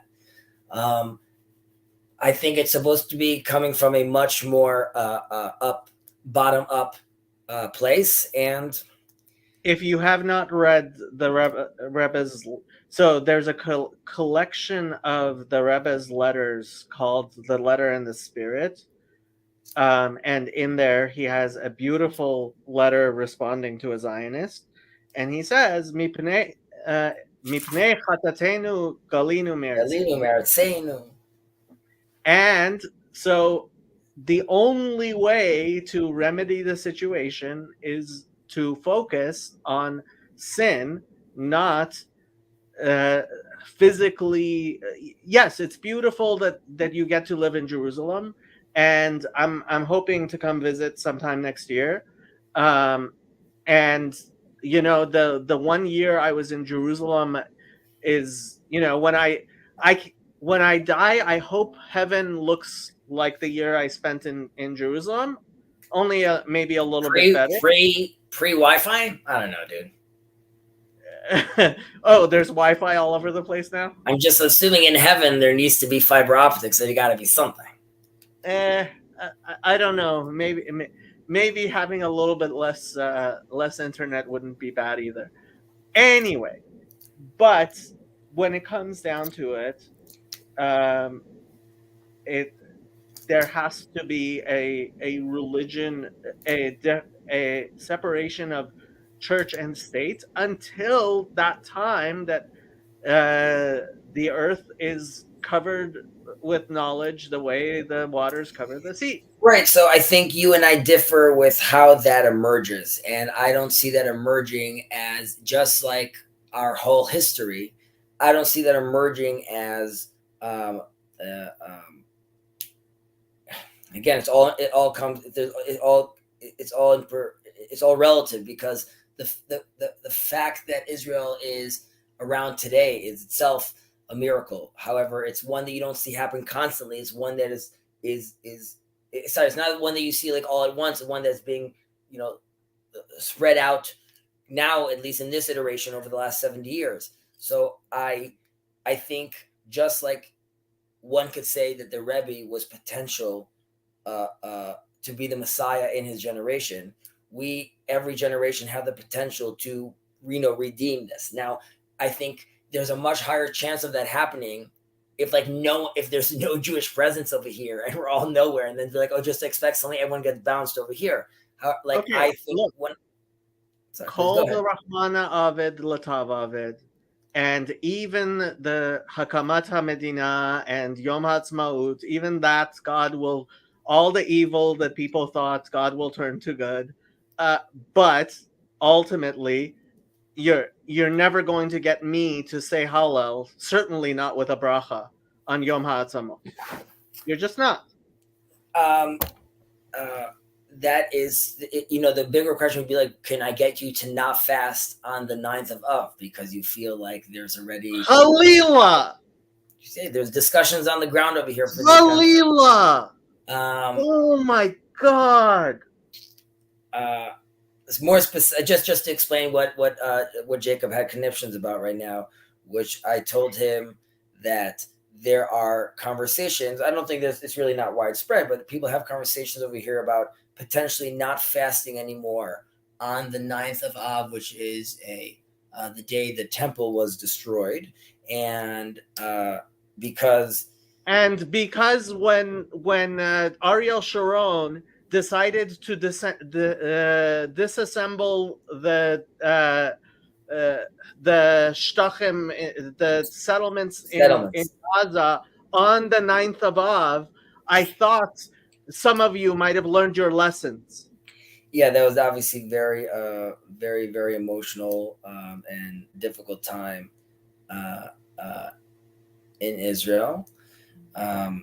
So again, just my general attitude is not a pain that aspirin will make better. My heart weeps that anybody would consider such a thing. I feel still very grateful being in this country. I have a tremendous sense of urgency, which is, relates to the meaning crisis, sort of like, what is it that we're supposed to be doing here? But ultimately, again, my feeling even, and I bring this back to personal things, but if I'm having discussions now with family members about, the topics that I have and the conversations that I have over here, and I see that they are being a lot more receptive. And like I said, that I play around with this little corner with my clients constantly. And I see that, it sinks in a little. They're interested to have these conversations. Like, they're here in the summer, then they come again like a few months later, and they have questions, they follow up.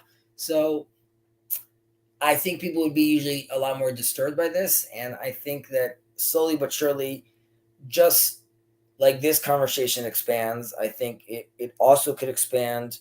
And this relates all the way to the Abraham Accords. Like, I think there is movement.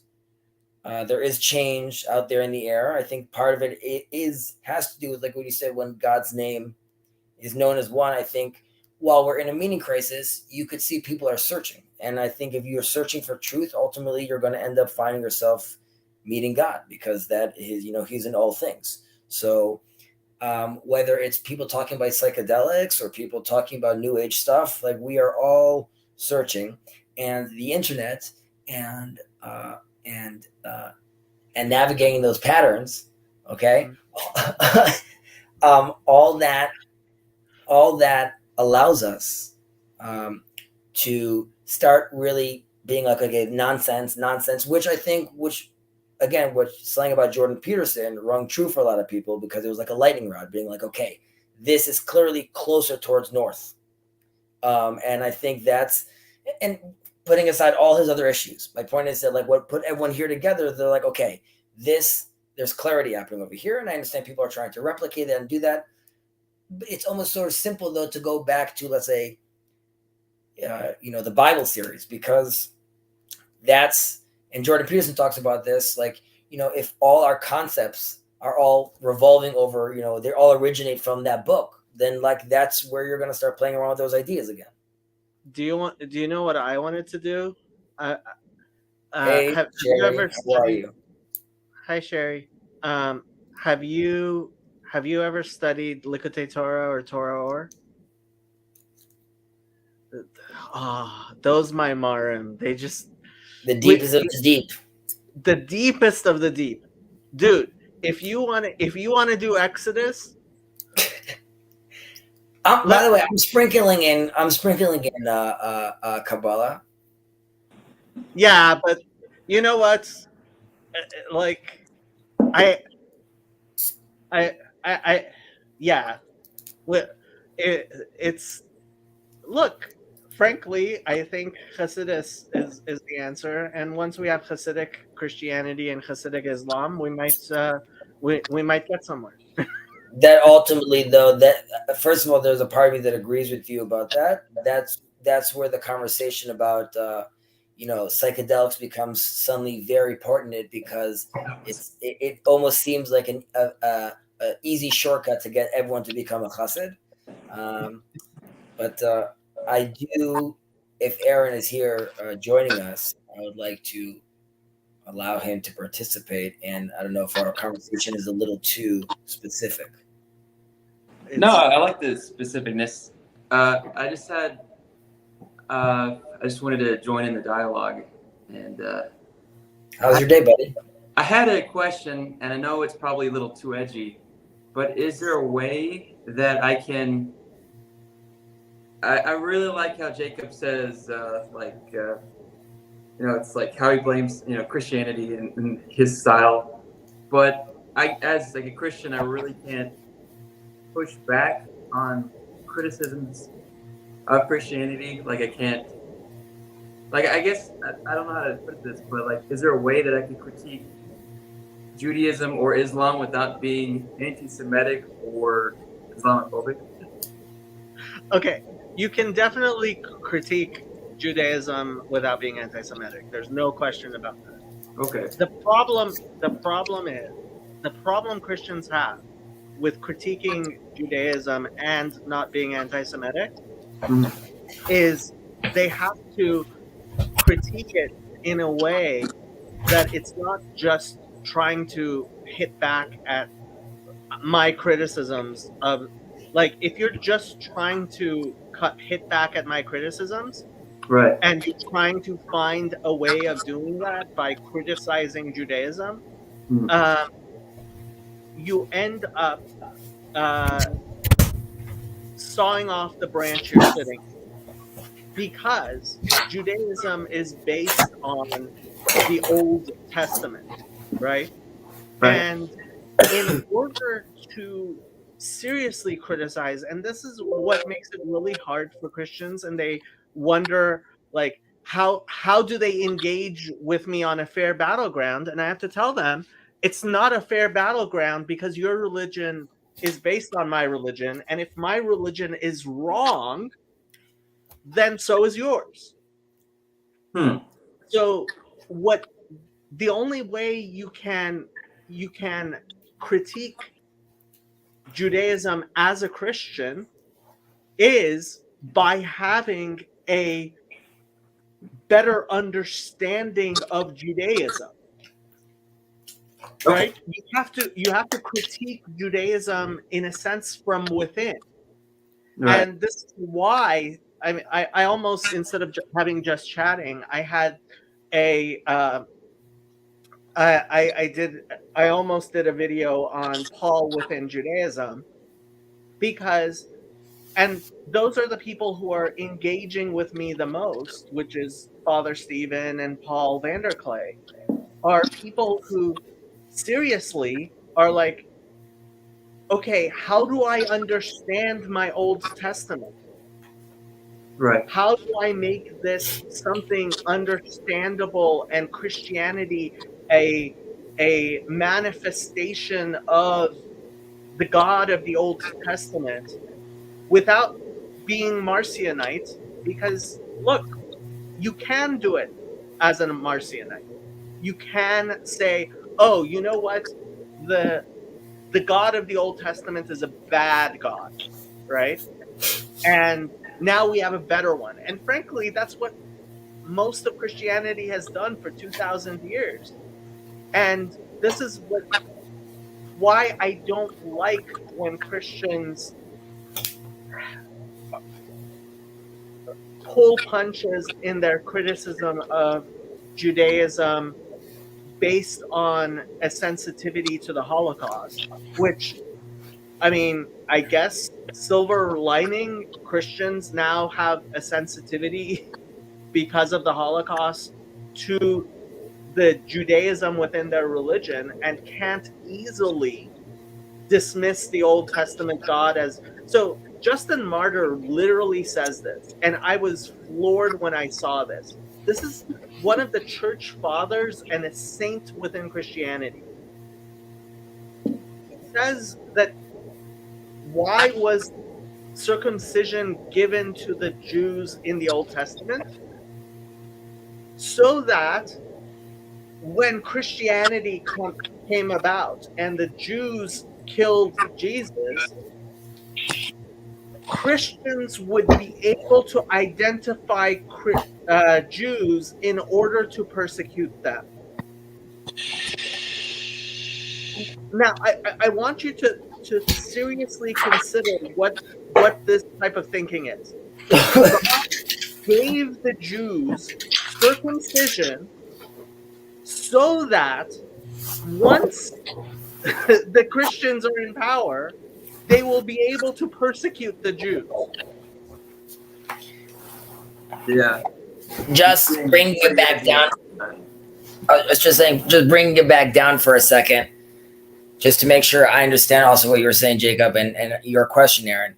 But basically, I think what Jacob is saying is that if you truly want to even, first of all, yes, we're open to critique. It's all about critique. And that goes all the way back to the name, right? Like it's less about you critiquing me. There's our own self-critique, and there's a constant conversation and battle with, I don't say about battle, but struggle with God, which is ultimately a struggle of love. So critique is fine. Jacob is saying that if you want to critique Judaism, you must first, the concepts, the theology, the jargon, all has to be understood fully to then examine it against Christianity, its stories, its analogies, and then see how they make sense. And potentially, which could be, let's say, quote unquote, more controversial for a Jew, is there anything of value in, the New Testament for Jews to learn, right? You have many Jews that'll be like, no way, Jose, there's nothing. You can come and say, if Christianity is, and I say this obviously respectfully, but let's say one could say it is a myth of the Jewish story, and it's not a tradition of what we have as a religion, then those are two different things. Now, I could learn a lot about Israel via Christianity through its mythic glasses and how it sees it, and there's a lot of depth over there. And this I was saying also about the Exodus series. Like when I hear Jonathan Pageau speak, those could be many times he's saying things that we in our traditions already have heard. However, he is articulating in a way that is very specific, very poignant, and there's a very big tool to it. There's definitely what to discuss together. I'll go as far as saying, if we are brothers on this journey together looking for truth, ultimately there could even be a point of convergence. We don't even know what that looks like. However, I would still claim it, this is complicated. Obviously, Jesus and the Trinity create a problem for us, but that doesn't mean doors are closed necessarily for us. Working together, that happens in different ways. So there's definitely a place to criticize. It would need to be very pointed and very specific, I guess. Because if we want to answer you about it, you'd have to start breaking down all those terms. Because the hard thing with defending Christianity and I guess Protestantism, because it's like only the Bible alone, but it's hard to. I think it's a good foundation, and I am still a Christian, but it's interesting because it is. I mean, it was started by Jewish people, and it's kind of like the foundations of why it was started that way. They're kind of not really here besides only the text we have, and then you have like 2,000 years of traditions of trying to re-understand something that as a Gentile, but also not American. So I'm like so far away from that specific time that it's something that inspired my culture of the West and all these things, but it's something that I have the closeness with Jesus the way y'all do with, God. But I don't have like the things, like the language, the things. Yeah. But go ahead. I'm sorry, Jake. What? No. One of the things that I've pointed out to Father Stephen that I think is precisely what you're saying is when I open up the Gospels and I hear. You guys mind if I eat something? Is that okay? Sure. It's not my channel, it's Jacob's.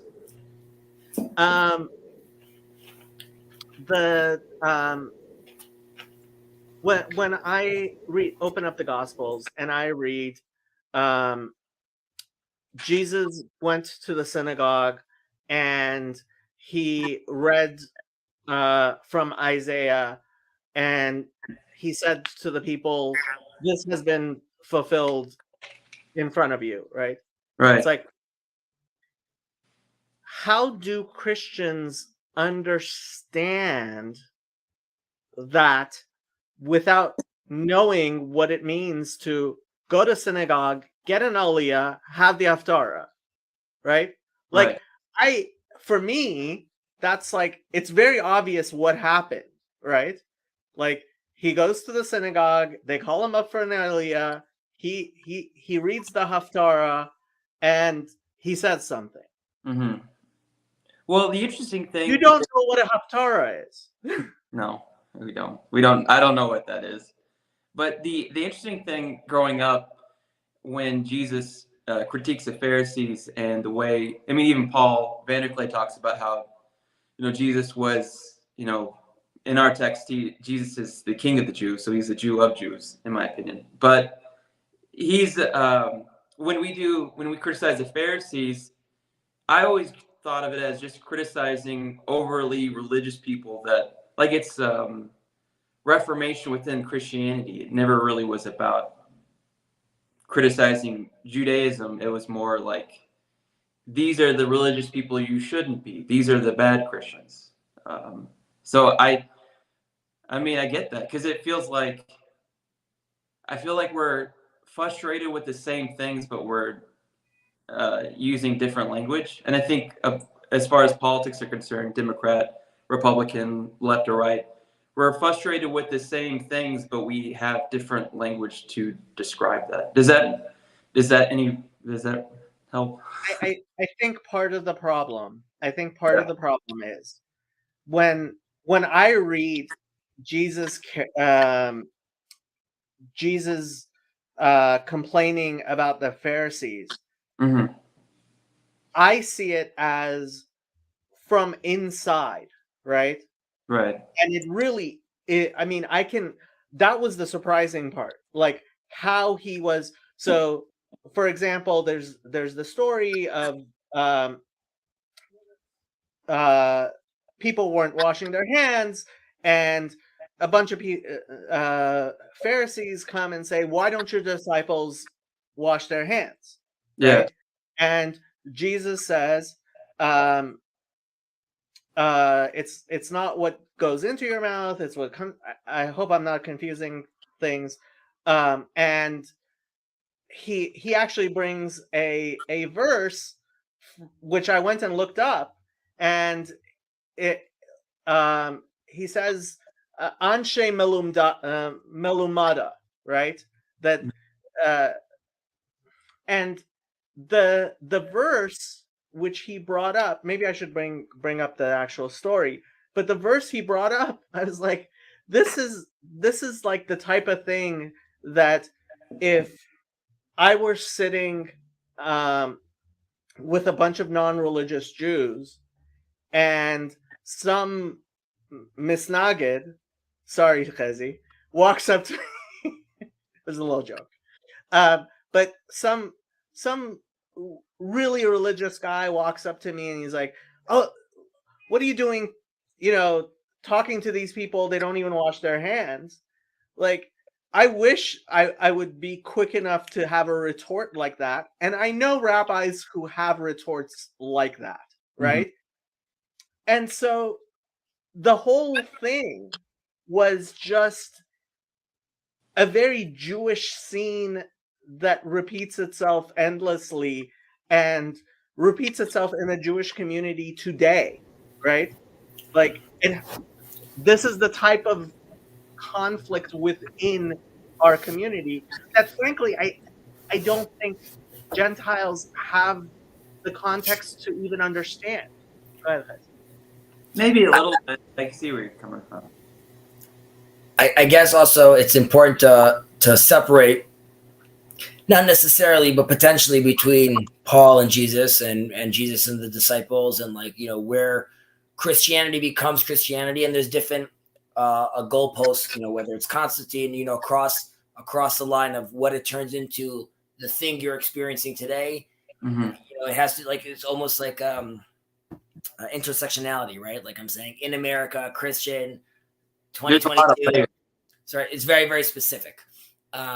Which in contrast is to a 2,000-year tradition which is like very much, again, like Chesterton's wall, right? Like we're just really moving slowly with this thing, and like you're very much connected to that line, which also connects to your, you were mentioning, while you have this amazing relationship with God, with Jesus, you feel like I don't have that connection though to like that history. Right. However, a channel like this, in some ways similar to what happens in the Talmud, which is you have a live, constant discussion, which brings in philosophy, myth, and religion, and interlays them, and then creates a picture. You'd be like, okay, what do I think about this topic? Mhm. So the Talmud deals with like, what do we deal with a topic like this? And it's given in sort of a allegoric form, which is really talking about, let's say, the Eastern religions, and how does that compare to this? And then there's a whole story that could go on for 4 pages. Mhm. But if you dig deeper, you're like, okay, this is a live conversation of people trying to figure out the world. And then it breaks down to, okay, what would be now the application for me as a Jew? Now that I understood this, how do I use this? Do I walk? Do I don't? Do I pick this up? Which I saw a discussion on the Discord Discord server about tying shoes and how one ties his shoes. Because in the Jewish tradition, it gets broken down all the way to when you wake up in the morning, which shoe do you put on first, then which one do you tie on first? And the idea would be that, like, from this allegorical story, this philosophical story, it comes all the way down to this shoe. And the idea is that it's needle to thread, because if you're just looking at it as like it's ridiculous rules on top of rules of like how you should live your life, it's like this OCD religion, and it makes no sense. But if the attitude is from when you wake up, if you could make sure to constantly orient yourself, who knows what you could be. So most of the time, you don't know what shoe you're putting on. But can you imagine how amazing it would be to meet that guy, that this guy is so on point that like even his shoes, the guy's like, now that doesn't necessarily mean he needs to manifest himself as like a weird guy that's counting everything. It would just see someone that is encountering life and dealing with life in a way that is much more connected. So whether it's making the blessing on the food, to how he relates to his neighbor, how he relates to the poor person in front of him, how he relates to nature, all those things are fully oriented in that person. So the Jewish tradition is constantly trying to take out of the Bible, understand these requirements that God gave us through the structure, and map that onto their life.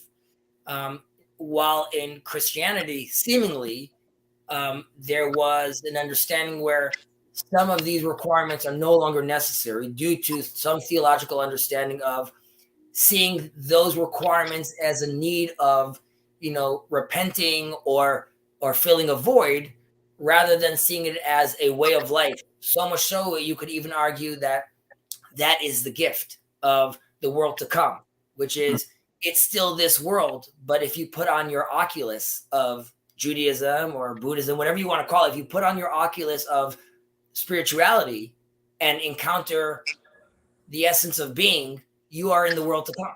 You are living in a completely different plane than the regular people walking around. And you could feel that in a very small sense, where imagine for yourself where you are cognitively now because of this little corner, to when you walk into the bar with some of your friends and you're like, we're having completely different levels of conversation. And that allows me then to look at the world in a different way. And that could be true at all those levels.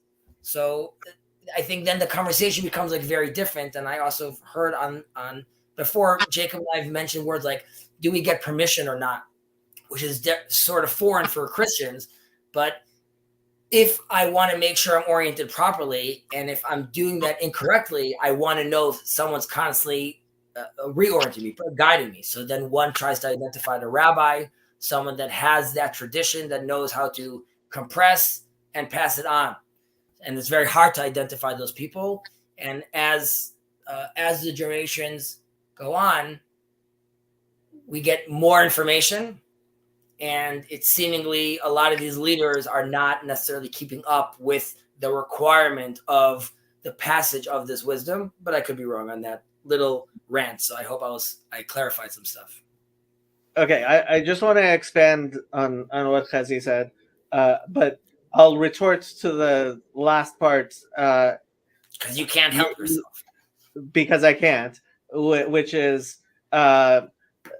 you have to go to the judges in the generation you're in, and Yafat Bedoro, Shmuel Bedoro. Okay. What Chazi was saying, I think is incredibly important, and it really does talk to the difference between Judaism and Christianity. Now, the halacha is, the Jewish law is, and what hopefully Chazi is teaching his kids, I'm pretty sure he's teaching his kids, is that when you put on your shoes, you put on your right shoe, you put on your left shoe, you tie your left shoe, you tie your right shoe, right? Mhm. And for most people who grow up Orthodox, at least in the Haredi and Hasidic things, it's just so natural. I would be shocked to see them. They couldn't stop doing it if they wanted to, right? Mhm. And there actually is beautiful symbolism behind it, right? Because the right is how we give, and the left is how you bind, right? So you prefer the right, and that's your dominant hand, right? We always, and it's funny, but this is actually the story of one of the stories about Jesus in the Talmud, right? Is it says that his rabbi pushed him away with both hands, and what he should have done is push with the left and pull with the right, right? To turn. That's what you do to somebody who's mistaken, is you turn them around by pushing with the left and pulling with the right. And this is beautiful symbolism within Judaism about right and left, dominant, and somebody who's left-handed is actually supposed to do it the other way, right? And this is symbolism that when you point out to somebody who's been doing it their entire life, right? They're like, "Oh, I've been doing this my entire life, and this is beautiful symbolism," and they get it. And what has happened many, many, many times in Judaism, and what you can kind of see, for example, in 1 Corinthians 9 with Paul, is he says, regarding muzzling the ox while it's threshing, right? He says, "Oh, this God is teaching us this moral lesson, right? About you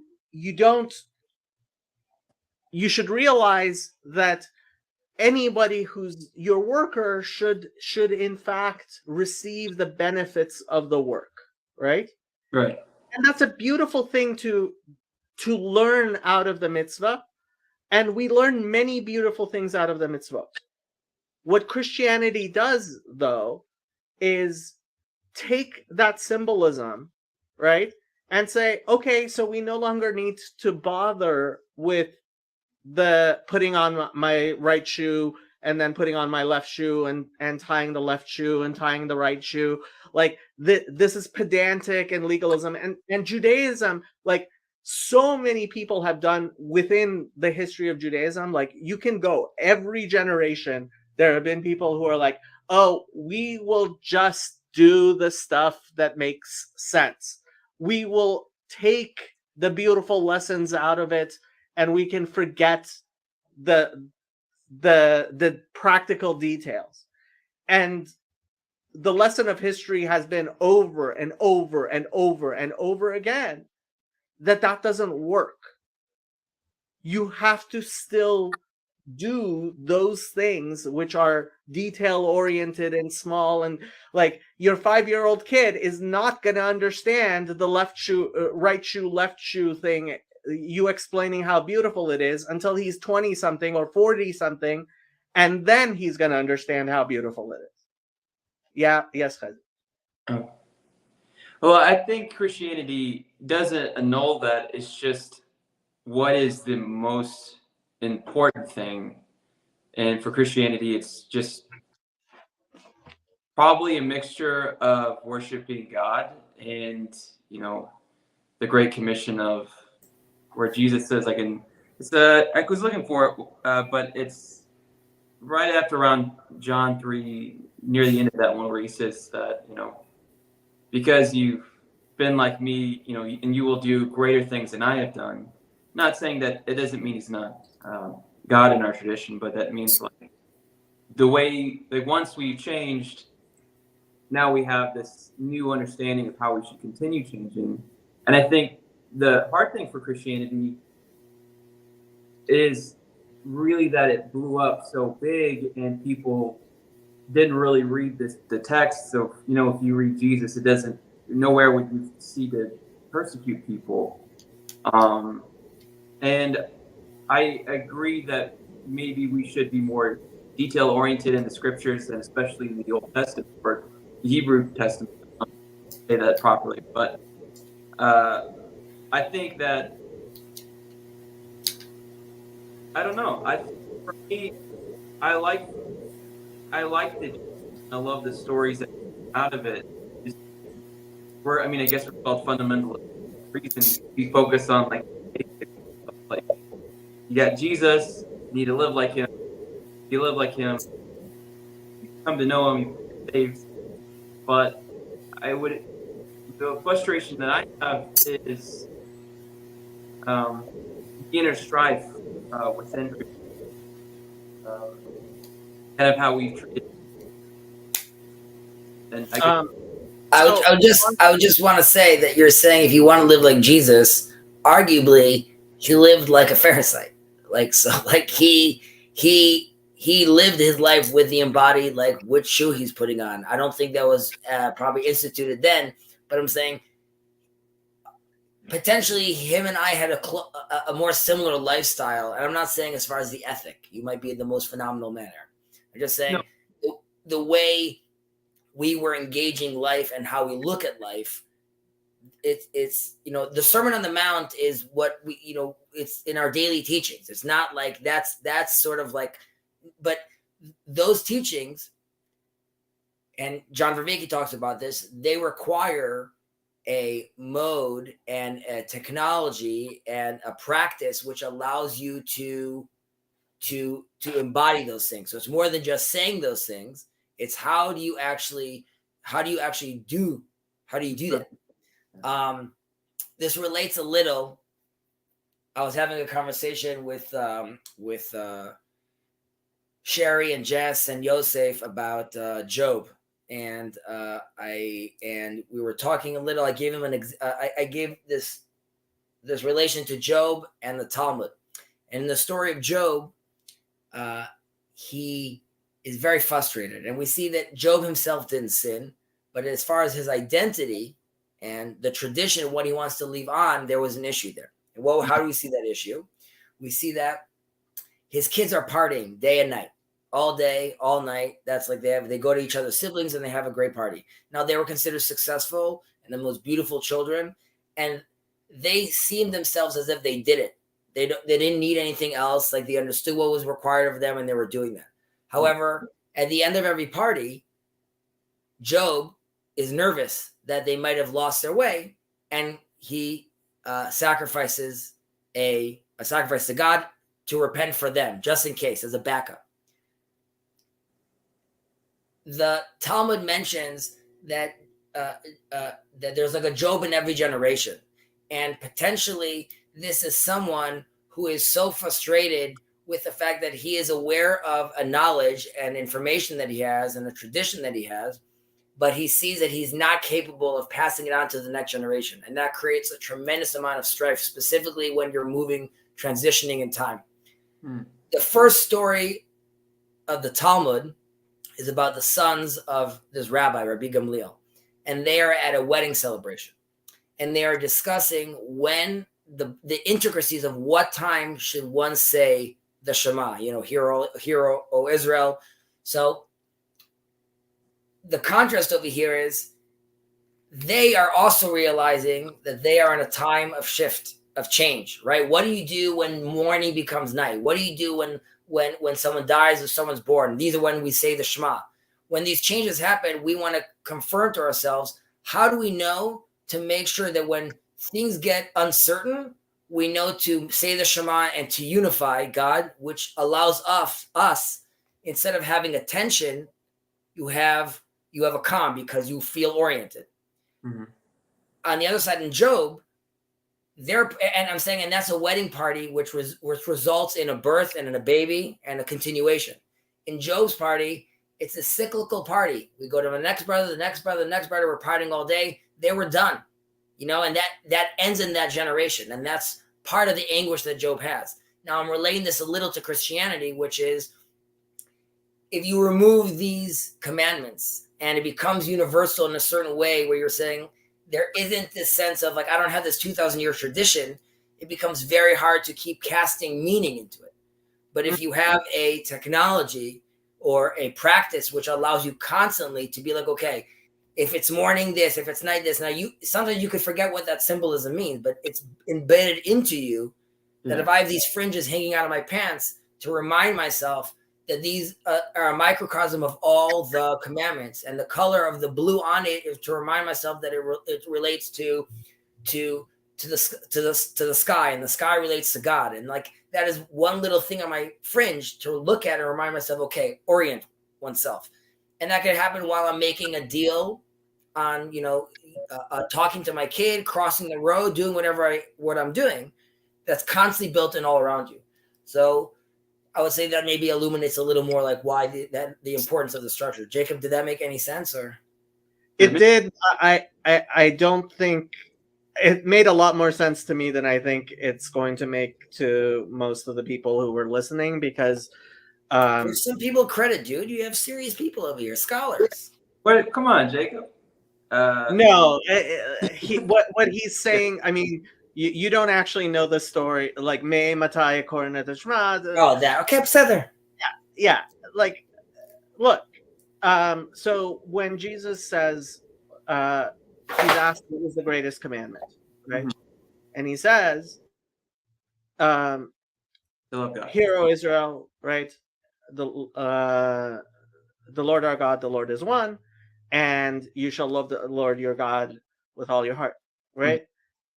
And then he says, and the second one is like it. You shall love your neighbor. Yeah, if that's how you want to, the word rea, if that's how you want to translate it. But the thing is that when a Jew hears that, right, and he has been saying Shema morning and night every day of every single day, twice a day for his entire life, right? And he hears Va'ahavta, right? The first one starts with that sentence, Va'ahavta et Hashem Elokecha, and you shall, with that word, and you shall love, right? And the second one is like it, Va'ahavta et Re'echa Kamocha, right?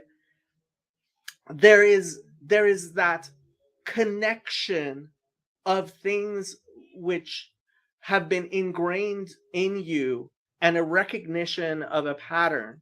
And I'm just saying what Chezi's saying over, like, again, but I'm trying to make it more understandable, hopefully, to a Christian audience, right? The thing is, Christians don't say the Shema twice a day like Jews do. Right. And frankly, if they did, Chezi, you're muted. And I said, or like Jesus did. Or like Jesus did, right? And frankly, if I think there's a reason for that, because if you did, the Trinity might be a little, a lot harder to pass off on Christians if twice a day, every day, they were saying, and they were actually doing all, the things that Jews do. Yeah. And, yes. Go ahead. I'm sorry. No, what you were saying about, it's most important to love God, and right. We agree 100%. But where did Christianity go off the way? I seriously do believe it's with this just taking the most important parts and not being legalistic and not bothering with the small stuff. Well, To be fair, Aaron, yeah. to Christians in general, I think at this point in age, though, first of all, I don't think Jacob is advocating in any way for Christians to take on all the Jewish commandments, and I don't think. So it might be okay for them to say Shema once or twice. So I would say that Christianity obviously has done a tremendous service, a divine service for the world, and elevated the world morality tremendously. I mean, you could claim that, like, we're the impetus to that, but like my point is, like, that's like I'm saying, as far as like the Christian operation, it's been super successful. So like there's huge value in that, and I also think a lot of the commandments themselves have been integrated into society, and this relates also to a lot of the conversations on this. Judeo-Christian values themselves, built into them are a lot of the requirements that God wants. So like you're doing many of them already. So like it's so the question then is, can you identify though the source, and not the source being like the Jews? Can you identify the source as that this is divine, that this is important, and this isn't just because someone says like, freedom of speech, or like these are our rights, like, but to understand like why these rights are important, where they're coming from, why we're fighting for these things. It's more than just like for the political apparatus we built, but it's much higher than that. But we were rambling on, but tell us more. Tell us more. All that comes from God, and you can tell by the fruits of it, and I would say that Judaism has taught Christians a lot of things, so I'm also very grateful for it. I mean, I wouldn't be on this channel if I didn't like Jacob and everything you guys talk about. I think a Greg, I forgot his last name, but a Greg something, Michael Santori had a guy reference it where some Christians believe that Jesus is in the Shema. And I think some Christians can probably survive, the criticisms if they just, heard him and then kind of kept with it. But my sadness is not necessarily within the interfaith dialogue between Jewish people or Muslims or Christians. I guess my sadness is more of within the Christian community you were mentioning, like that infighting. With that, and also the post-Christianity. For example, Christians stereotypically are like Flanders from The Simpsons. I don't know if you ever watched a show like that. So we're really nice because that's how we show God's love to people. And if you leave Christianity and become agnostic, you can kind of worship God in a vague sense, but you don't have that like nice guy requirement.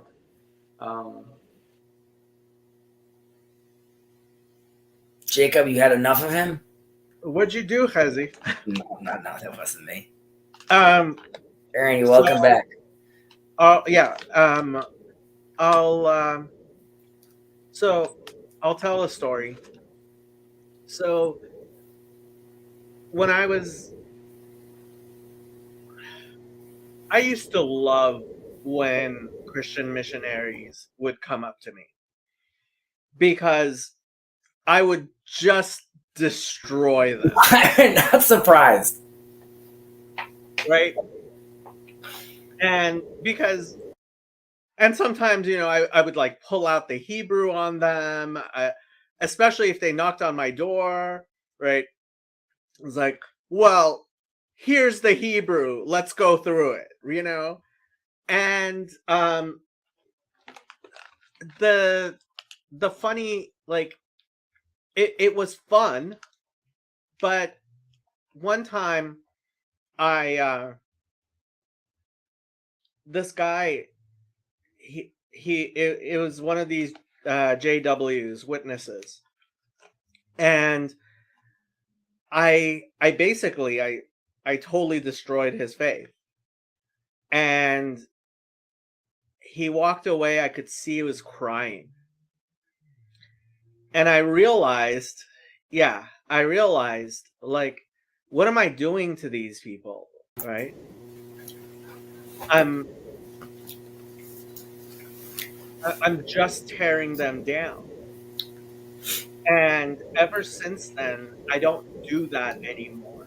When missionaries come and try to evangelize to me, I'm very nice and I try to maybe give them a beautiful wortbach or like steer them towards um, Mark 12 a little bit.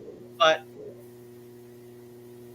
yeah, this is I'm not pushing back. I'm just asking, like, and I think you're in agreement to this, but even with part of our discussions that we have here about, the religious implications to Shituf, like combined worship. So, they just actually aired right now this conversation with the panel with Rabbi Shirky, and you see me like asking him this question. But that's sort of where also what I want to know is like, what is the requirement? Is the requirement to like, are they a Ger Toshav? These are people that now we just see as our brothers, and it just creates more pressure for us though, because I think the only way, this is it maybe, if we want to go into this, not kumbaya, but if we want to go into this space where we are saying, like, listen, you could worship Muhammad.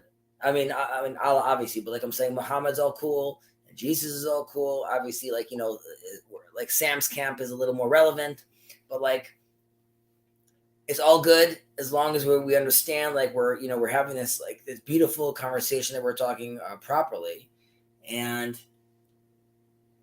it requires though Judaism itself to be in that position where they're doing that, where they're like quote unquote allowing for that. And I just don't think we're there. I don't think we're there as a community. Like, funnily enough, Aaron's talking about like infighting, and like you were talking about the infighting, which is like very, quote unquote, like classic Seinfeld argument infighting. You know what I mean? Like, there's that level of like fighting, but there's also, which goes all the way back to the government right now, the people that are, at the helm right now are not having the conversation.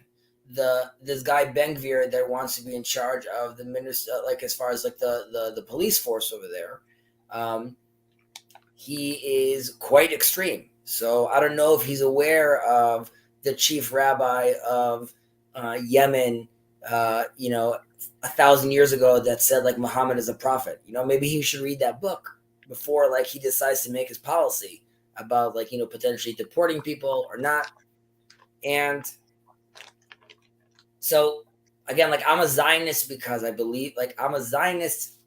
I mean, and I'm just using that as a term as a placeholder. Like, as in, I believe in what the Jewish story is, and I believe that happens in Jerusalem, and I believe that takes shape with a political body, and it's not this political body, but this is still what it requires to do to build that. I'm saying so. There's a midrash. I'm going to mention this in Exodus thing. There's that in Jethro's garden there was a tree, and they say that this tree was planted because down through the generations, through Keturah and Ishmael, all the way to the Canaanites, he had the staff of Abraham, and he put it inside the garden, and on the staff was written the Tetragrammaton on it. And as in, Jethro was aware of this name, but only till Moses came. And Jethro said, the person that will be able to take this tree out will get to marry my daughter. It's like the first King Arthur story. And Moses managed to take it out. So I look at, this government or the political body known as Israel, the entity known as Israel, as a planted tree that has yet to be uprooted and turned into the proper vessel it's supposed to be. But nevertheless, I still identify it as that tree or that vessel. So it's that's why the Sam Douglas conversation became like interesting to me, because in no way do I see Israel becoming, once Israel is properly oriented, or quote unquote, we're back in our orientation, no one's making a Muslim not pray, and no one's telling a Christian that he's like, that's the question. And I think that already, even in a more conservative look, the Bible, the Old Testament leaves a lot of room for the other inside. And I guess that's why that's sort of the conversation I'm pushing too. But political events are making me a little less optimistic. I'm sorry, my phone died. Yeah, we figured. It That's happened. fine. So Chazi, have you actually read Vayel Moshe? Not all. Oh, okay. Yeah. So Richard, Aaron, what do you guys have to say? Oh, we really should address what Grimm said. I was going to continue my spiel, but you can do what Grimm said first. See, that's the thing. What does the alien god require us versus love God and everybody jerks? Not sure what you mean. I don't think he's Yeah, alien. Grim, a little more clarification, please. But Aaron, you could continue with your spiel. Well, if you don't mind, your spiel was part of the issues with like the infighting also within the Christian communities. We were talking also how that relates to Israel right now, how there's also infighting within the religious communities in Israel. Yeah. They are in a position of power where they can then decide that policy like throughout the land, right? So you could imagine like if a Protestant becomes the president or a Catholic becomes the president, like both have, and then have their hand on policy that could manifest very differently. Yeah, I think kingship is not a bad thing, or theocracy. I just think if, like, for example, I had like a Catholic king and he was unjust, then the backlash of just everyone quit being Catholics and becoming Protestants would be not really worth just having a flag waved in a palace. And I think the thing I was just talking about, and just bringing that back with my issues with non-Christians, not specifically of other faiths, but just someone who's just like not an atheist, but just a guy, is like Logan Paul had Bobby Lee and some Christian comedian. And Bobby Lee, if you don't know who he is, he's kind of funny, but he's pretty crass. And he made him and his girlfriend, they broke up, the whole drama, what's gonna be. Yeah. And so I don't know how they got to this conversation, but he basically pulled his pants down and he was like, hey, who wants to like smell me, basically. And then the only person who said I don't want to was the Christian. And because he's a nice guy, he didn't really fight back. And so he kind of exposed himself to like this, like, I don't know, maybe 22-year-old guy. And then he like made him actually do it. And I think my issue is that with post-Christians, I don't have a better language for that, is that I think that they just will break everything down if it's unjust. And if you are like a Christian, maybe not as much as Jewishness or from Islam, but within your own community, you'll get kind of bullied for being like the authoritarian, even though you're not one. And even though I like the concept of like a Protestant king, the reason why I don't go super hard on it is just because I would hate for everyone to just like the French Revolution and just throw it all away because this guy was a jerk. And I wouldn't want, ex-Christians to bully Christians because they're, bad guys. But that's it. Well, you could, and I wanna also respond to Grizz.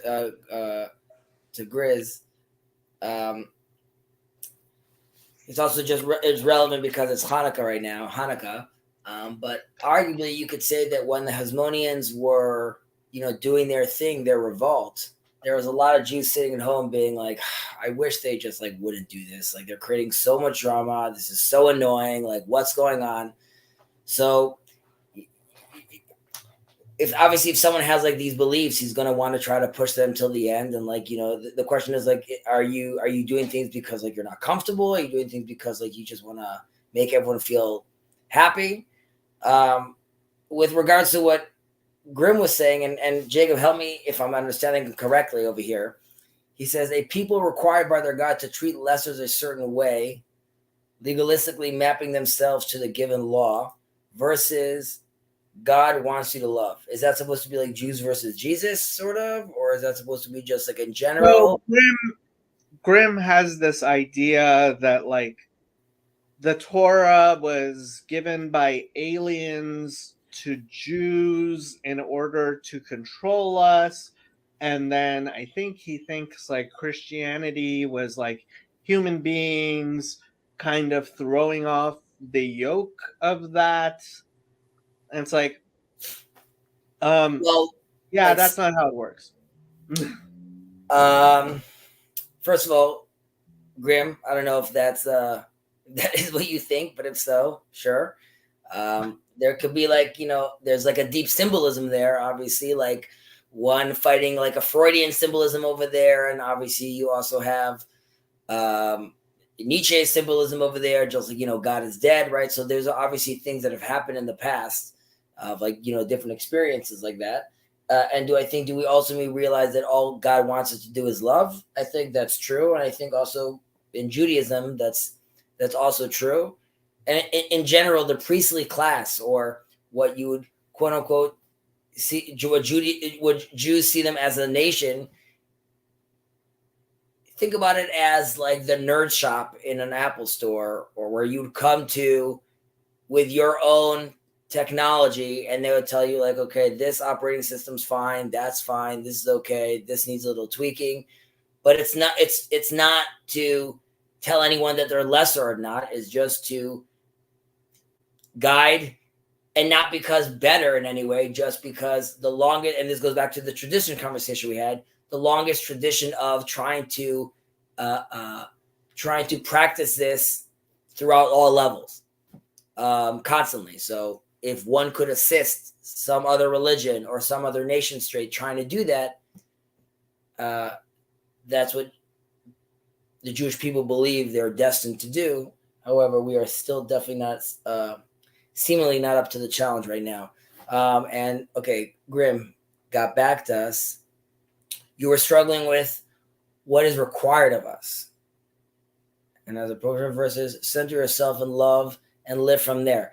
The answer I can tell you, sure. And then like, how does love manifest itself? And then I'll say, that's what's required from us. So, okay. So if I want to manifest love properly, I'm not saying I'm saying this, I'm just saying I'm still manning the position that one could say, even putting on your shoes properly would orient you to be in the right mind space to then apply love properly. That's the thing. There is this, I think, Pauline Christian idea that you can get rid of the legalism and just have love in your heart. And it's like, no, you can't. You need to train yourself.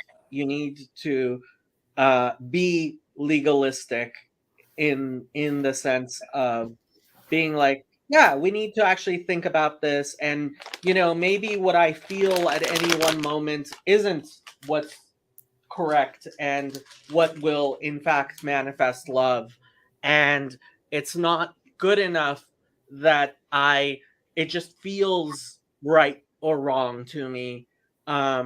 Actually, we have to sit down and think about it seriously in community, and sometimes recognize.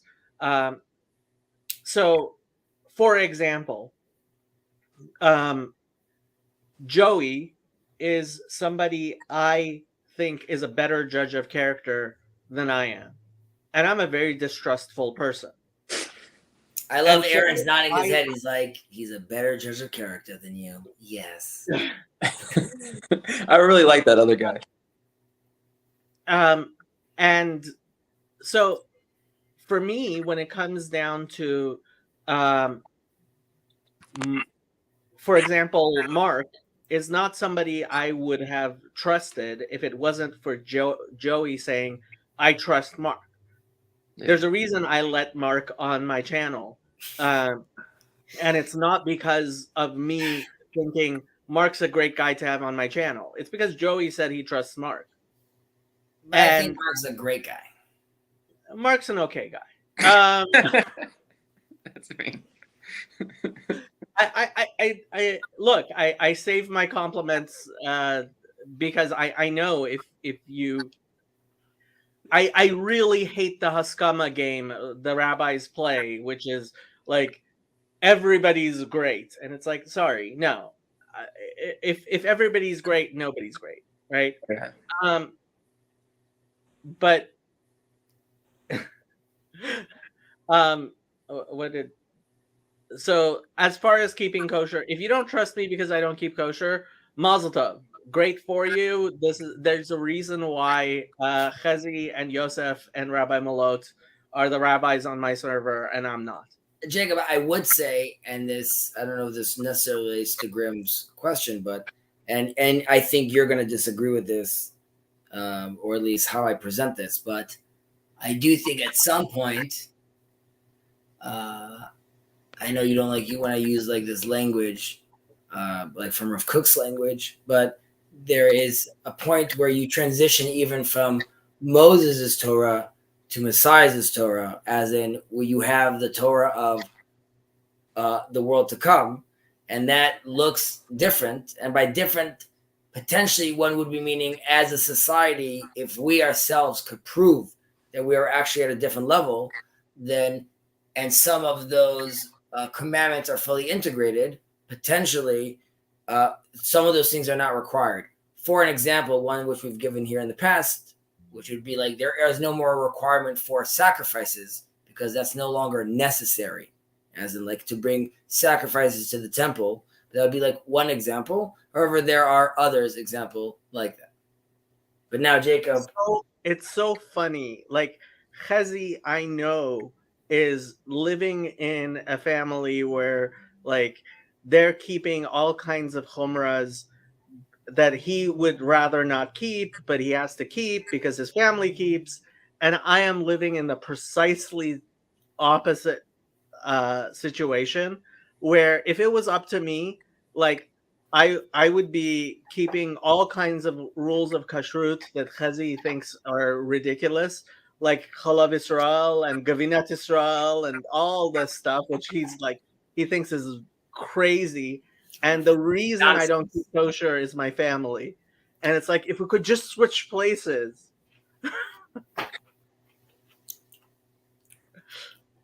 I mean, by the way, that's like an infighting right there. I mean, Right. Jacob, ironically, is saying, while I don't keep kosher, if I did, I would be a lot more stringent than you. Right? And I'm saying, like, I keep kosher, just like the 17. I'll give you an example. I know it's very abstract, but like, and a lot of the religion is built this way. On Passover, where we can't have any bread around, it gets so intense that they say on your counters in the kitchen, you should boil hot water. So like really, you'll get rid of anything over there. But my mother boils hot water and then covers the countertop. And I'm like, Mom, it's one or the other. You know, it's either it's boiled. And she just laughs and she's like, well, this is what I do. And I'm like, but you understand, you're spending money that you could potentially just be giving to charity or doing other things. But instead, like you're spending your money on this tradition. Now, there are other things like that that have made themselves all the way into like day-to-day life, where then you have to start wondering, okay, is this cute? Is this becoming a problem? Are you now getting angry at your kid about this? Is your kid getting expelled? Are we now making policy in the government telling other people to do this? And then you're like, wow, that could really scale very quickly. Almost like, can that scale to someone decides to make a crazy decree in Israel, it gets accepted for some reason, America decides to cut funding and Israel loses a war, and then you're in exile and you're like, wow, just because they wanted to cover that countertop. Okay, so this is the thing with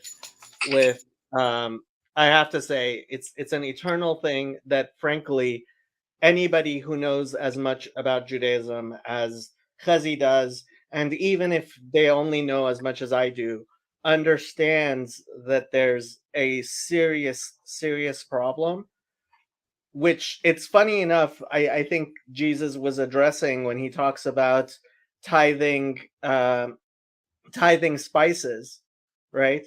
And it's like I completely understand what Jesus was criticizing as overboard. And yes, we definitely have a problem with people who go overboard. I just think Chazi's reaction to what he thinks is overboard is overboard.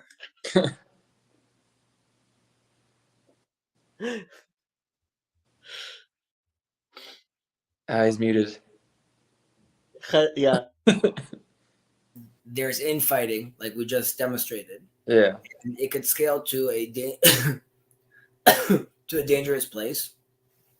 And But the thing is, Chazi, the example you gave with the kosher surfaces, Mhm. there's no rabbi in the world. Well, yes, the people who want will go find rabbis, and this kills me.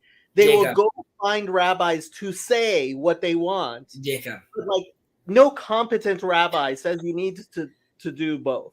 people won't buy vinegar on Passover because the name rhymes with Chametz. bread. Yeah. So enough of this. I Okay, know. this is like we're going. You have to imagine. There's this joke that that like all the Jews and the rabbis, they've had enough of this, of like all these rules, and they take all their books and they push it all up back to Mount Sinai, and they're like, God, take this. And he looks down, he's like, I didn't write this, right? Like it's just we've gone to these crazy places where people are not eating food that rhymes with like this. So like, I can't, I don't see that again, like what is God's dealing with. But with regards to where you were talking about the infighting, this kind of space, you know what I mean? There's not like a tremendous amount of people watching us necessarily right now, but like these kind of space, this kind of place, and There's many. these kind of discords, that's where these things get figured out. And you have to imagine, like, none of this existed at our parents' generation, right? They're like, so what are your kids going to think about Christianity? And it's already going to be like way more diverse than like what you quote unquote grew up with.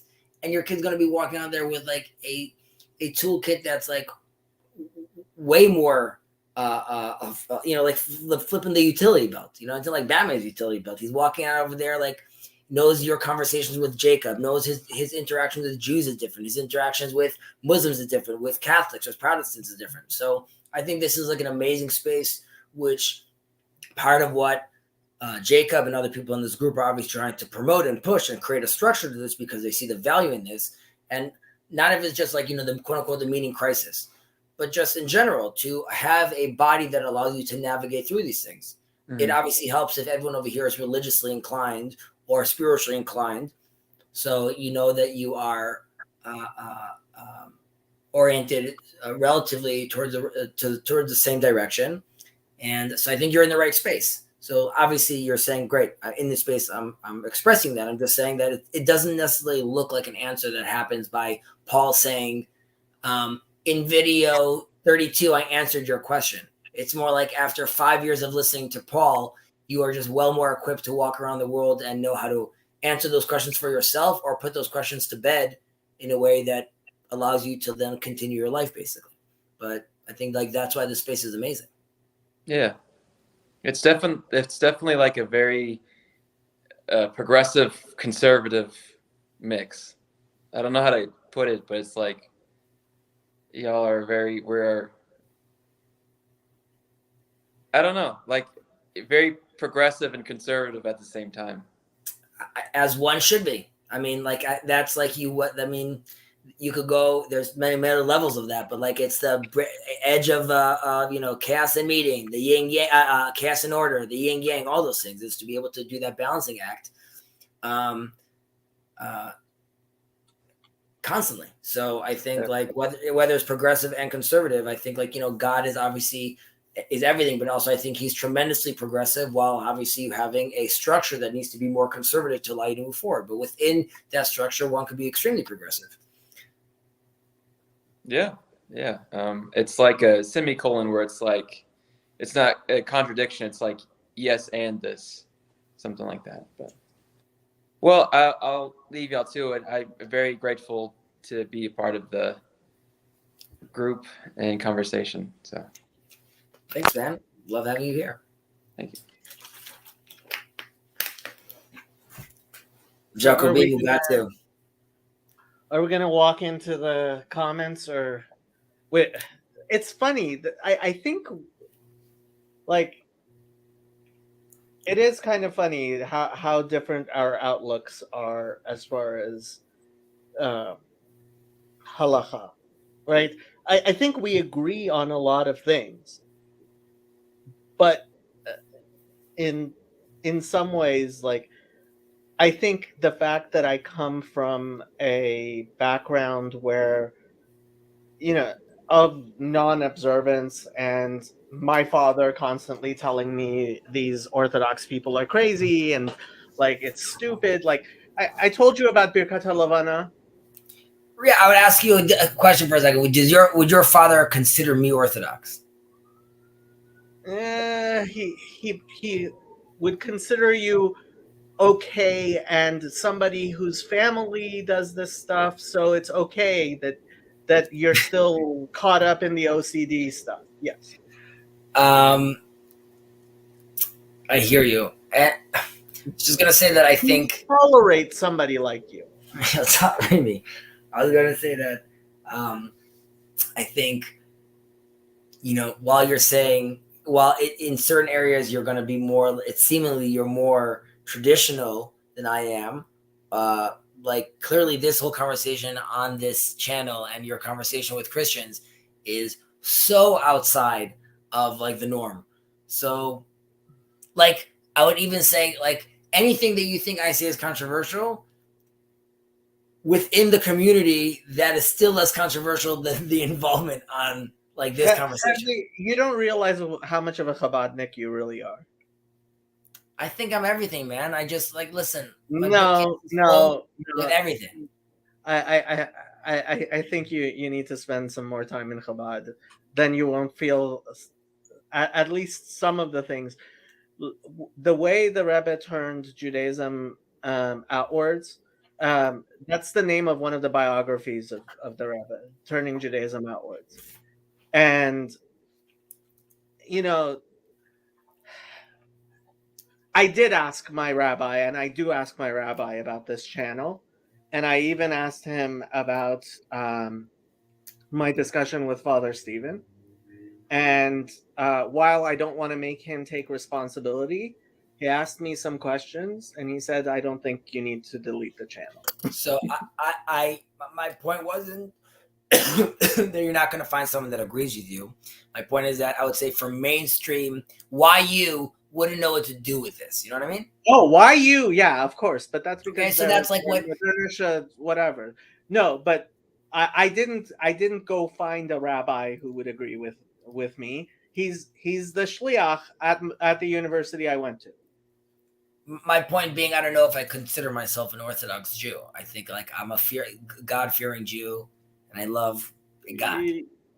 You're a Chabadnik who hasn't studied enough Likutei Torah. You know what we should do? We should have a chavrusa going Likutei Torah on Exodus. Likutei Torah on Exodus. Let's see how this this series goes. What we want to do is, so we post a few recordings of these videos, and then we'll have just like a live discussion talking about them. And I'm wondering if like you think there'll be like participation from like other people on this channel. And I see, I mean, I could see Sam wanting to participate. I could see Jeff wanting to, Jess wanting to participate. Luke, Nate. I don't know. Do you feel like it's like, I see sometimes Mark feels like it's too, I think Mark feels like it's too. Mark feels whatever Mark feels. I don't know what No, Mark is I doing. understand that. My question is like I don't know I how much. have no question. I have no idea what Mark is doing, like in this corner of the internet. Really, like it. Look, if you don't like theology, that's we spend 50% of our time discussing. Oh man, your phrase expression was priceless. So right, I guess no. Well, I agree. That's a good question, Mark. You should consider that for a second. What, like, if you don't like, the theology thing. By the way, arguably, and just to be fair, it could be that like there's been like a lot more Judaism discussed here of late. But maybe I'm wrong. I don't know. Maybe you've been like doing your thing like all day, but I don't know. Maybe it's a lot for people.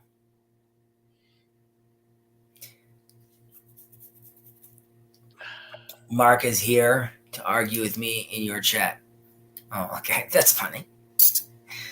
I'm going to end on one note, actually, which is something that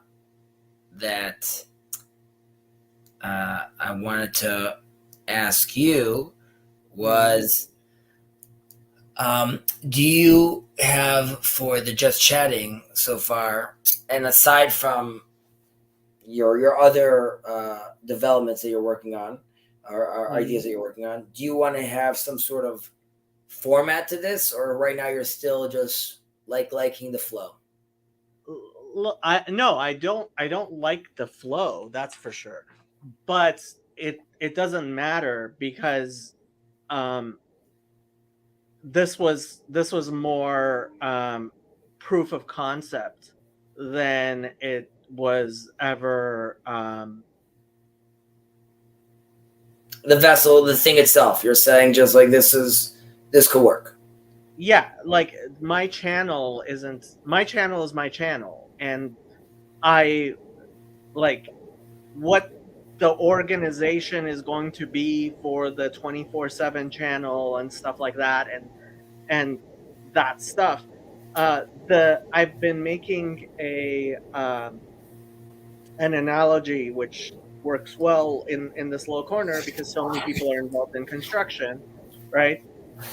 I want to build a cathedral, right? And is that true that a lot of people are in construction? A lot of people are in construction.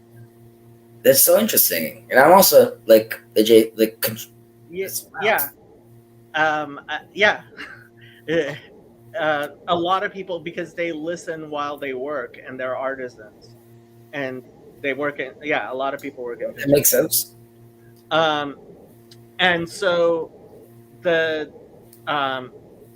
or they're drivers, but I want to build a cathedral, and sure, if I got to design the cathedral, it would look how I would like a cathedral to look, right?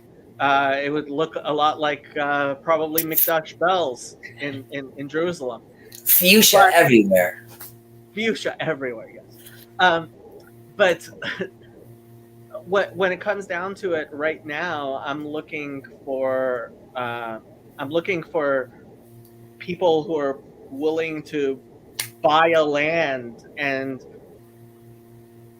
dig a foundation, and then we can talk about what the building is going to be like, right? And until we get that, at least some sense of, like, I'm not going to be the architect. I don't have those capabilities. But what I do know way too much about, and I spent years and years studying, is I almost got my Master's of Public Administration, which is nonprofit administration. And so I know how to set those up in the United States. And didn't you guys look at this, or didn't Sam have this idea of like this abandoned church, or this? Oh, that's for a single meeting. He has this idea Sure. Well, we might end up having a meeting there. Of course, I don't think he knows what I know about conventions, and I'm thinking a lot bigger um, than Paul is, and that John Van Dunk is comfortable with. I'm thinking of something like Comic Con. I am seriously thinking of something like Comic Con. And they're like, "What?" And I'm like, "Yeah, convention center. Why not?" Look, I want to tell you that like I don't think that's so crazy.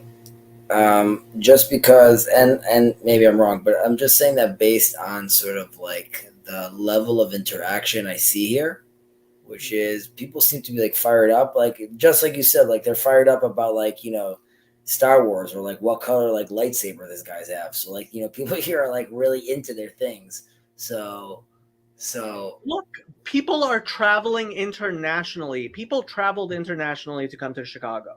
People traveled internationally for the Germany thing. People traveled internationally for the Thunder Bay thing. If we were to have it in so John is planning something at a small church in Chino, which is an hour's drive from Los Angeles, 2 hours from LAX. And I'm like, we could be having something right next to LAX, and uh, if I get sponsors and stuff, which I can, like, and have all kinds of things, including people donating, we can keep the price down so that people can come at a reasonable price. That's something I think 5,000 people easily would attend. And like, but there's things in to this 5,000. attendance, What? like in this place, right? Right. In this Comic Con, this religious Yes. Comic Con. Yes. Um, aside for the swag of like TLC, right, that you're selling, what like what? So you could say Thunder Bay was like a mini example of that. Of like we're having these people have these conversations, right? It's a Shabbaton. That's what it is. It's a Shabbaton. And guess what? Years and years later, you still remember that one Shabbaton where you stayed up until middle of the night talking to somebody, and maybe like 10 of you were sitting around the table and singing nigunim and Shabbos songs, and that still keeps you going 20 years later. Now you see this as and basically, like I'm saying, is this like an interfaith? Is this like primarily Christian? Interfaith. So my proposal for this thing in March, which John looked at me and he thought I was nuts, was to hold it at USC instead of holding it at this tiny little church in the middle of nowhere, and getting the Office of Religious Life and several different denominations, including the Catholics, including Chabad. Hopefully, I can get my rabbi to sign off on it, and actually having a thing. Comic-Con, no interfaith Shabbaton. Right, saying we're playing around with these concepts, Nakama. First of all, I even though I think I'm going to go soon, obviously you're welcome to join, and it's always good to have you over. And I want to just mention something to Mark about 5K seems over opportunity. People don't relate to our high-minded language, and fair enough, they shouldn't. So I would disagree by saying, firstly, I think there's like a wide range of articulation over here, and I think everyone's very aware of who and when they're talking to, and things are explained here, I think, fairly coherently. And secondly, you could see with this whole internet phenomena, and specifically this corner, you have a lot of engagement and people around the world, and people are interested in this kind of stuff. So like I don't, yeah, there's definitely going to be some weirdos over there. Someone's going to be dressed as Jesus, maybe a lamb, I don't know. but there's gonna be people dressed And over there. definitely we will have LARPing. You know what? There's nothing wrong with LARPing. I want to see more people LARPing. But LARPing good things as opposed to LARPing trolls. But something to that that Nachama mentioned over here about Comic-Con, yes, Shabbaton. No, Interface Shabbaton. I can see that.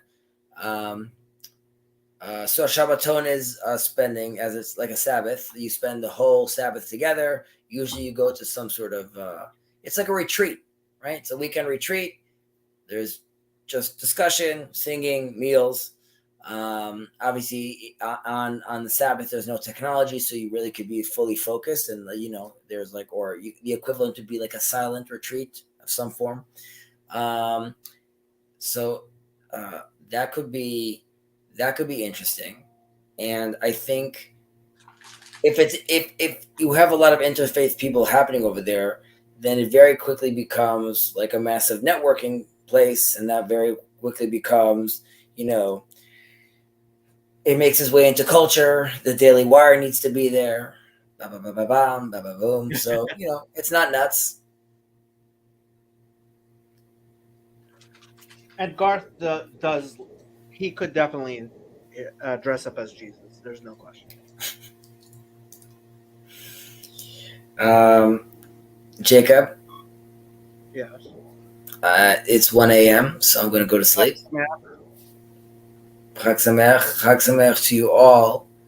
And yeah, keep on keeping on.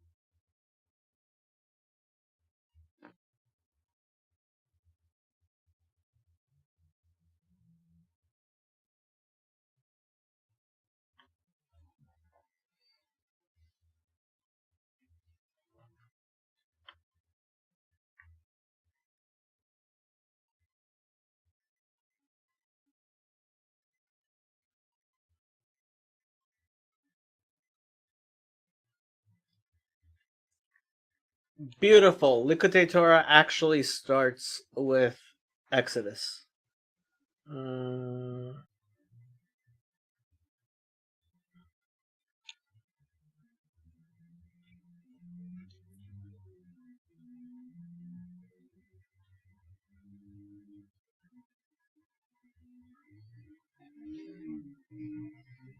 know what? I think I'm gonna stop this and start an Exodus with Hasidus stream. Yep, that's what I'm gonna do.